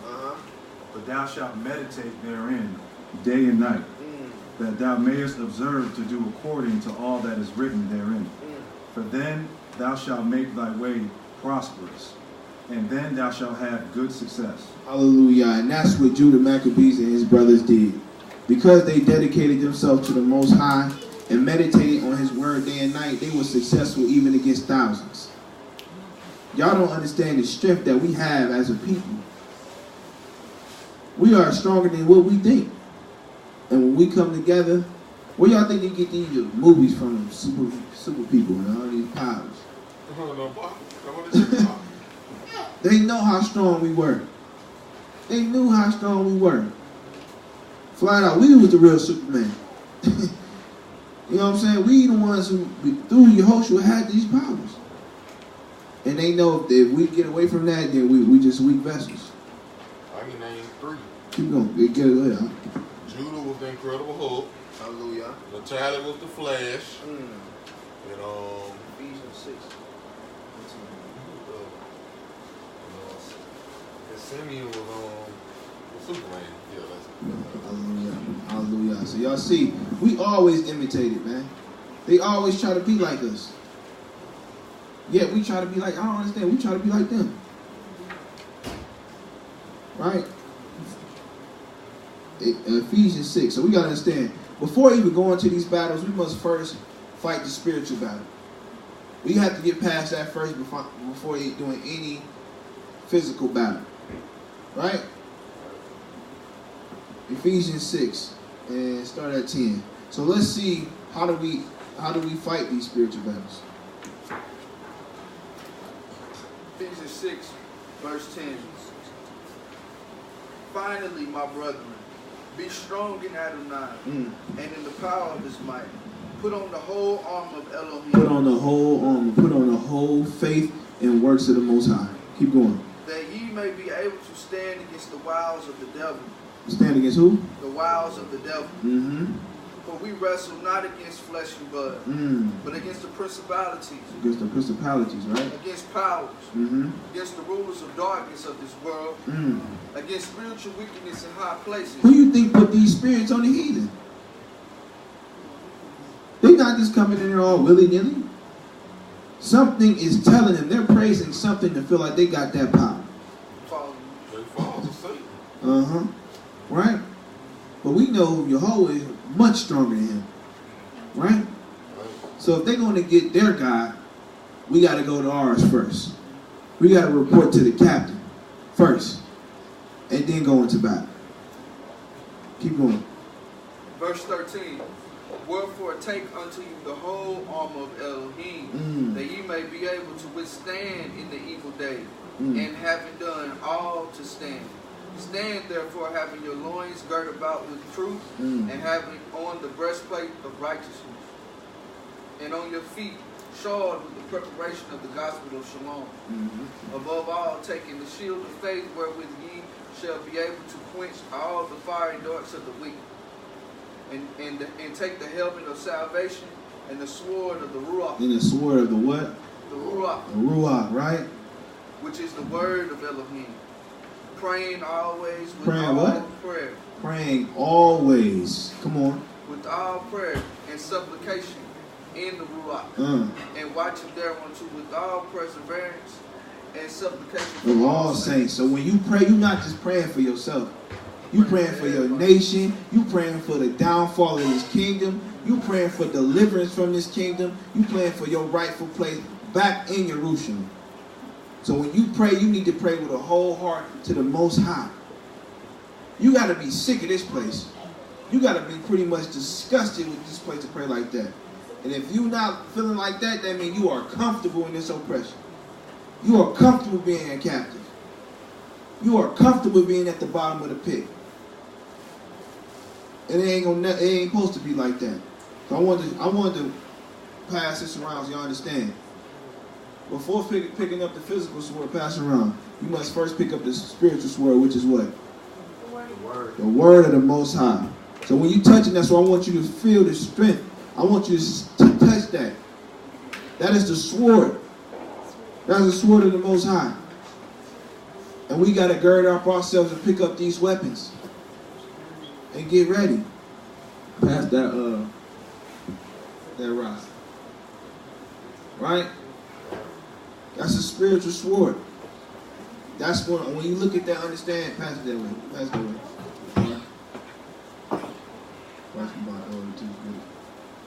Right? Now what she's passing around is a staff. Now I want y'all to understand, what was the purpose of the staff? Rod.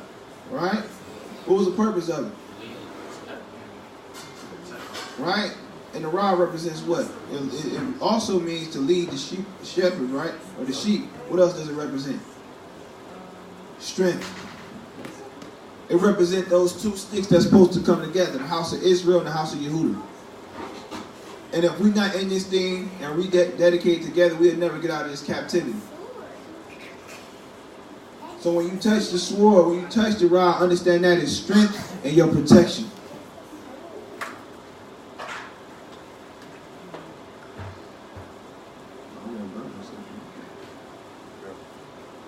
Right? So give a hand clap for the Most High, man. Right. He is our strength. He is our protection if we allow it. We only got a time of grace and mercy. This is your time to get together. Grace does not mean you can do whatever you want and you're covered by blood. Grace says you got a time to get yourself together before that time expires. And that hammer is brought down. And that's what these Christian churches is teaching, that grace is just you can do willy-nilly. As long as you pray, you get baptized with water and say your hallelujah in the name of Jesus Christ, you was good. And they teach you once saved, always saved. Once saved, always saved. That's not true. Because it says he that endureth to the end. He that endureth to the end shall be saved. Right? Nobody's saved. Nobody is saved. We're not saved until the Mashiach come back and lift us up into the wilderness and take us back to our homeland. So don't get comfortable right now. What you can do is get dedicated back to your people and step up. You need to get comfortable being uncomfortable. That's the only way out of this captivity. We got to be able to stand up to our family. We got to be able to stand up to our friends. And we damn sure got to be able to stand up to our enemies. No matter if that's the cost of even your job. Should nobody disrespect you or the Most High. Right? Where we at? First Maccabees 4:36. It says, First Maccabees 4:36. Mm-hmm. Then said Yehuda and his brethren, behold, our enemies are discomfited. Let us go up to cleanse and dedicate the sanctuary. Dedicate what? Dedicate the sanctuary. The temple, right? Come on. Of Yehovah. Upon this, all the hosts assembled themselves together and went up into Mount Zion. So through the revolt, they took back the temple. Hallelujah, right? They took back the temple. So now that they got the temple, they have to cleanse it. Right? Now remember, the temple is a representation not only the tabernacle, but it's a representation of you. Of you cleansing out the defiled things and profane things of these Gentiles. Keep going. Verse 38, 4th chapter. And when they saw the sanctuary desolate, and the altar profaned, and the gates burned up, and the shrubs growing in the courts as in the forest, or in one of the mountains, yea, and the priest's chambers pulled down. Oh, stop right there. Mina, you can get it ready. You can get it ready. Alright, so they had to go up to the temple, right? They had to clean it out. This is where the priests got back established. They had to clean it out, right? They had to get all the defilement and profane things out of there, as we do too, right? We had to get rid of Christmas. We had to get rid of Thanksgiving. For men, we had to get rid of being a baby face. We had to get rid of all these things and become men of the Most High, right? We had to kill off the old man. They had to do the same thing in the temple. They had to wash away all the iniquities and sins even our forefathers did when they committed and made covenant with the heathen. Right? These are all the things they had to purge out. Y'all can wait real quick. I didn't know you had it ready yet, but okay. So now let's get back to the main event. Let's get back to the event. Drop down in verse 54. This is 1 Maccabees chapter 4. Come on. Verse 54. Look at what time and what day the heathen had profaned it. Even that we praise Jehovah with songs and citherns and harps and cymbals. And that's what we were doing last night, right? We were playing the drums, we were singing, playing the tambourine, we were doing all these things. And that's the Feast of Dedication. When we get back to what we used to do when we were chosen people, when we were at the top of the chain. We did praise, and this is how we stayed covered constantly, day in and day out, by meditating on the word and doing the things that we do that was set apart from the other nations. We can't continue to walk around America and just wear fringes and look like everybody else. That don't separate you. What's in your heart that's going to separate you? How do you embrace your people when you see them? How many of y'all walk past y'all people and don't even speak? Right? We got to change that. Even myself, we got to change that. Can somebody plug the charger up to the phone? It should be right there. Oh, you let your choir do it. Shoot. It's on the other side.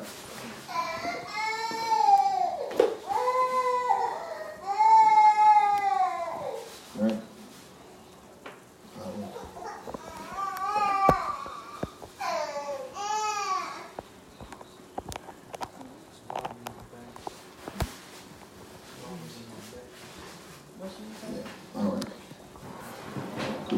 Alright, so we gotta be rededicated. We gotta get back to what we do. Keep reading. Verse 55. Then all the people fell upon their faces, worshiping and praising God. Worshiping and praising the Most High. Who had given them good success. Who had given them good success. And what made us have good success? By doing what? Worshiping and praising. Meditating on the word day in and day out. Right? Keep going. And so they kept the feast of Hanukkah of the altar 8 days. And that's why we're here today, to keep the feast 8 days. Come on. And offered burnt offerings with gladness and sacrificed the sacrifice of deliverance and praise. Deliverance. Come on. They decked also the forefront of the temple with crowns of gold. And that's what you see today. You see all these ornaments. This is what we did. Now they try to taint it, right? And put Christmas on it. And then try to disrespect it by putting, okay. All right. I'm going to just take that's alarm that the Mashiach coming. Turn the fan on right Yeah, here. it's a switch right there. Hallelujah. All right, so, all praise to the Most. So, this is how it was decked out. We only seen that in Christmas. And they totally tainted that. Right? With the Christmas tree. Trying to put the lights on it. That's where they got as far as the ornaments from. I mean, some of this came from the winter solstice, but originally they took some of the ideas of how they do Christmas from the Feast of Dedication. The Feast of Lights. That's what another name for it, is the Feast of Lights. Right? Keep going. And with shields And the gates and the chambers they renewed, and hanging doors upon them. Thus was there very great gladness among the people, for that Yehovah put away the reproach of the heathen. Moreover, Yehuda and his brethren, with the whole congregation of Israel, ordained that the days of the feast of Hanukkah of the altar should be kept in their season from year to year, by the space of 8 days, from the 25th day of the month, Kishlu, with mirth and gladness. Hallelujah. Let's get a most high round of applause, man. Hallelujah. Hallelujah. Now, I wanted to bring this point out because the brother was talking about it earlier, but I want to show y'all what true dedication is. Now, I hope y'all want to get inspired by what we about to bring out. 2nd Maccabees 1. 2nd Maccabees 1. I hope y'all want to get inspired about what we about to bring out. Is that what I want? Let's see. Hold on. Let's looking for the woman. The woman.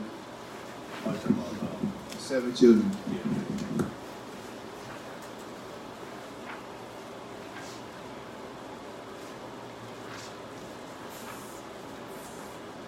7 children.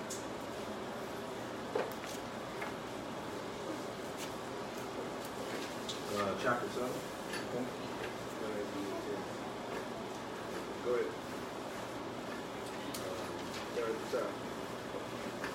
And it came to pass, well, this is 2nd Maccabees chapter 7, verse 1.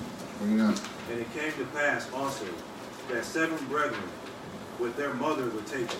They were taken, right? And compelled by the king against the Torah to taste swine's flesh. To taste what? Swine's flesh. They've been trying to force us to eat pork since the beginning, y'all. Because they knew it was going to defile our temple. They knew it was going to defile our temple. Keep going. And were tormented with scourges and whips. Now, mind you, this is a woman and her 7 children that are tormented. Her children, 7 of them, getting tormented. Right? Imagine your children getting tormented.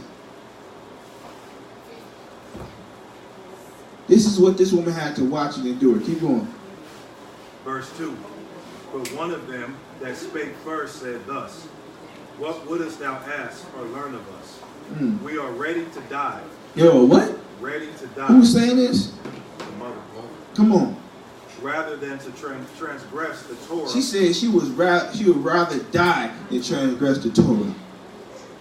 This is a woman. So people trying to take credit away from our women, they got strength. They down for us. Right? Keep going. Torah of our fathers.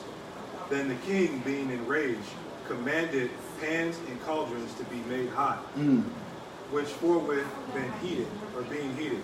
He commanded to cut out the tongue of him that spake first, and to cut off the upmost parts of his body. Y'all heard her children are getting castrated, pillaged. They getting tormented like that.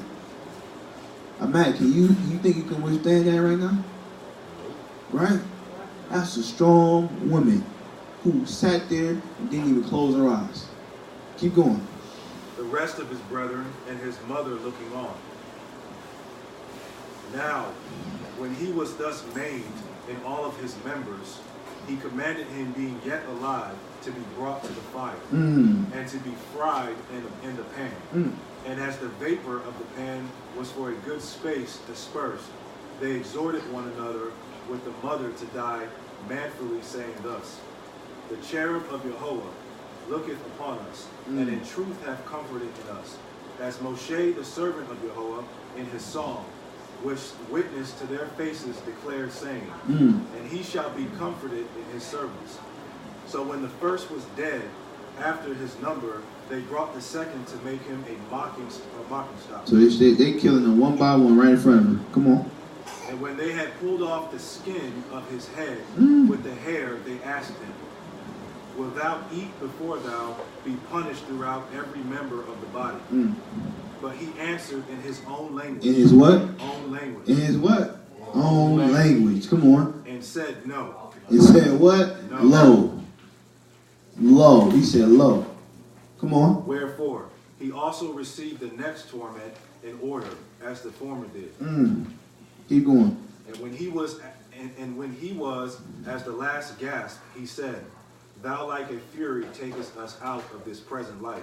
But the King of the world shall rise us up, who had died for this Torah unto everlasting life. Hallelujah. Go hop to verse 35. So she went through all her children getting castrated and murdered right in front of her. And she never broke. Come on. Verse 35. For thou hast not yet escaped the judgment of the Almighty Elohim. So he told her, she told her, look, y'all ain't going to escape. Y'all can do whatever y'all want, but y'all not going to escape his judgment. Y'all not going to get away with this, right? Come on. Who seeth all things. For our brethren, who now have suffered a short pain, are dead under Elohim's covenant Hallelujah. Of everlasting life.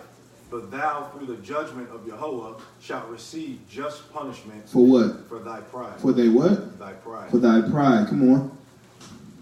But I, as my brethren, offer up my body and life for the Torah of our fathers. For the what? For the Torah of our fathers. For the Torah of our fathers. Come on. Beseeching Yahweh that he would speedily be merciful unto our nation, and that thou by torments and plagues mayest confess that he alone is Yahweh, and that in me and my brethren the wrath of Yahweh, which is justly brought upon our nation, may cease. Hallelujah.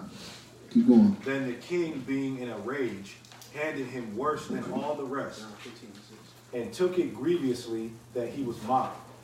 So this man died undefiled and put his whole trust in Elohim. And that is the only way out of this captivity. See, we have it all. He told us in the beginning what it was going to be. We came into this truth. He told us what it was going to be. We ain't going to be loved in this truth. We're not going to be all huggy, kissy, kissy as far as dealing with other people in this truth. You're going to be hated.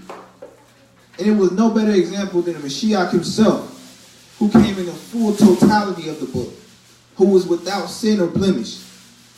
So if he had to go through it and did not lift up a hand, what makes us think we ain't going through it?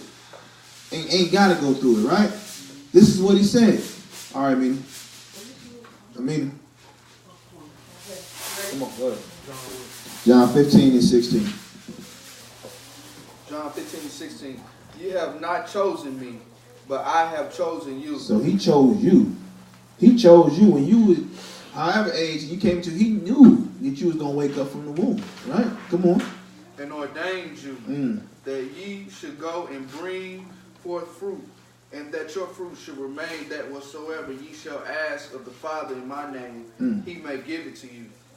These things I command you, that ye love one another. That ye love one another. We got to love each other first, because we the only ones going to have each other back.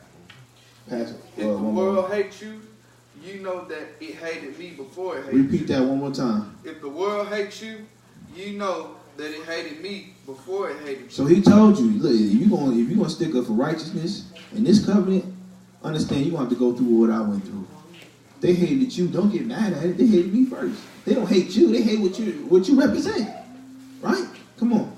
If you were of the world would love his own. If you were acting like a heathen, if you ate pork, if you kept the holidays, if you acted like a coon, the world will love you. But because ye are not of the world, but I have chosen you out of the world. Because he told you to come out of the world and be holy, right? Come on. Therefore the world hated you. Remember the word that I said unto you. The servant is not greater than his Adonai. He said what? The servant is not greater than his Adonai. Come on. If they have persecuted me, they will also persecute you. If they persecuted him, they going to also persecute you. Right?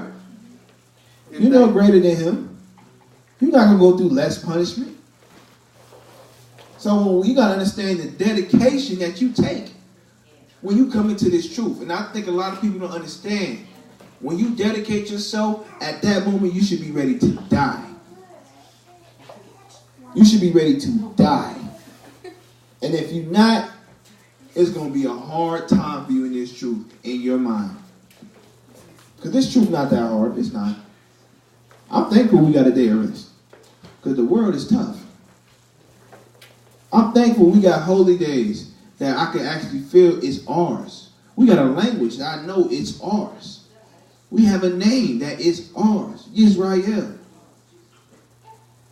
And we got the opportunity to take that back. But some of us choose the latter because what's in the world? We want to remain black. We want to remain African Americans and niggas. Because we're comfortable in being oppressed. Come on. If they have persecuted me, they will also persecute you. If they have kept my saying, they will keep yours also. But all these things will they do unto you for my name's sake, because they know not him that sent me. If I had not come and spoken unto them, they had not had sin. But now they have no cloak for their sin. Verse 21. Oh, you start right there. So that is the responsibilities, the job responsibilities when it comes to doing this truth. That is what comes with saying you're a Hebrew Israelite. And if you're not ready to take on that responsibility, then you might as well go back into the world, because it's going to be torment. And you're going to become another Judas. Because you let the world get to you, you're willing to turn your back on your own people. And that's even worse. So what y'all see, y'all have the wine, y'all have the bread. I want to do this because although the Feast of Dedication, did you get some? Although the Feast of Dedication is about the Maccabean revolt, I wanted to make this the rededication back to Yehoshua, back to our husband, right? Back to being one body, one flesh. And I brought this out because before he left this world, this is how he broke bread with his disciples. And I want us to rededicate ourselves back to Yehoshua today, tonight, right? So if everybody could stand up for me, please.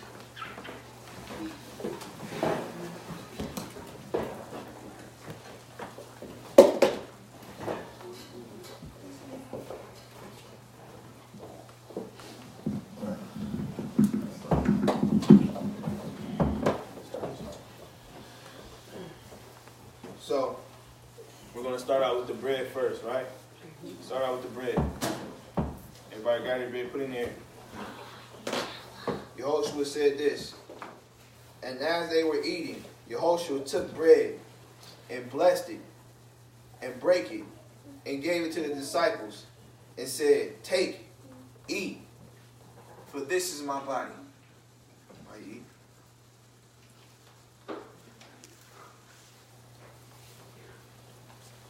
What you're eating now is you're putting Yehoshua back in you. So when you speak, people speak as if you're speaking as if you're Yehoshua to the people. You are going to be the light not only to our people, but also to the Gentile. And show them that we're never stepping down again from who we are. We're never turning our back from who we are. And first and foremost, we about our people. Because the Messiah said in Matthew 15:24 that he came for the lost sheep of the house of Israel. And from this point on, we're going to rededicate back to that statement and be for our people first. Hallelujah. Hallelujah. The wine. And he said, and he took the cup and gave thanks and gave it to them, saying, drink ye all of it, for this is my blood of the new covenant, which is shed for many for the remissions of sins.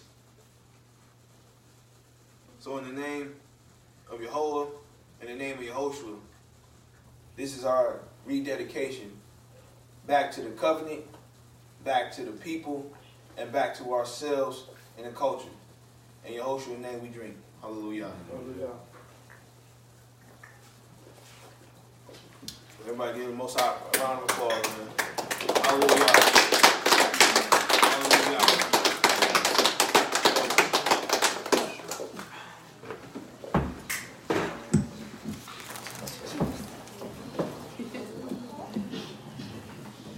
So all praises to the Most High. All praise to Yehoshua. Baruch Yisrael. Again, I want to thank everybody here in this room and everybody watching the live feed for coming to fellowship and coming to dwell with us in the spirit of the Most High in Yehoshua. And I do hope this lesson was edifying. I hope it was receiving. And I truly hope that y'all are really taking the rededication back to the covenant serious, because it's that time, yo. 400 years is coming up. Not to say he's coming back in, but things about to start getting shaken up now. They're doing stuff in Africa now. We don't know when it's going to happen here. So stay girded up, stay in the faith, stay in the truth, and may the Most High bless and keep all your households. In Yahushua's name. Hallelujah. Amen. You can keep going. We got any questions? Any questions? No, you good. You good. You can, yeah, you can put it up. Anybody got any questions? No. Oh, done? No. Anybody got any questions? I'm sorry. No. No? All right, so give it one more time. A praise to the Most High. Hand clap. Hallelujah.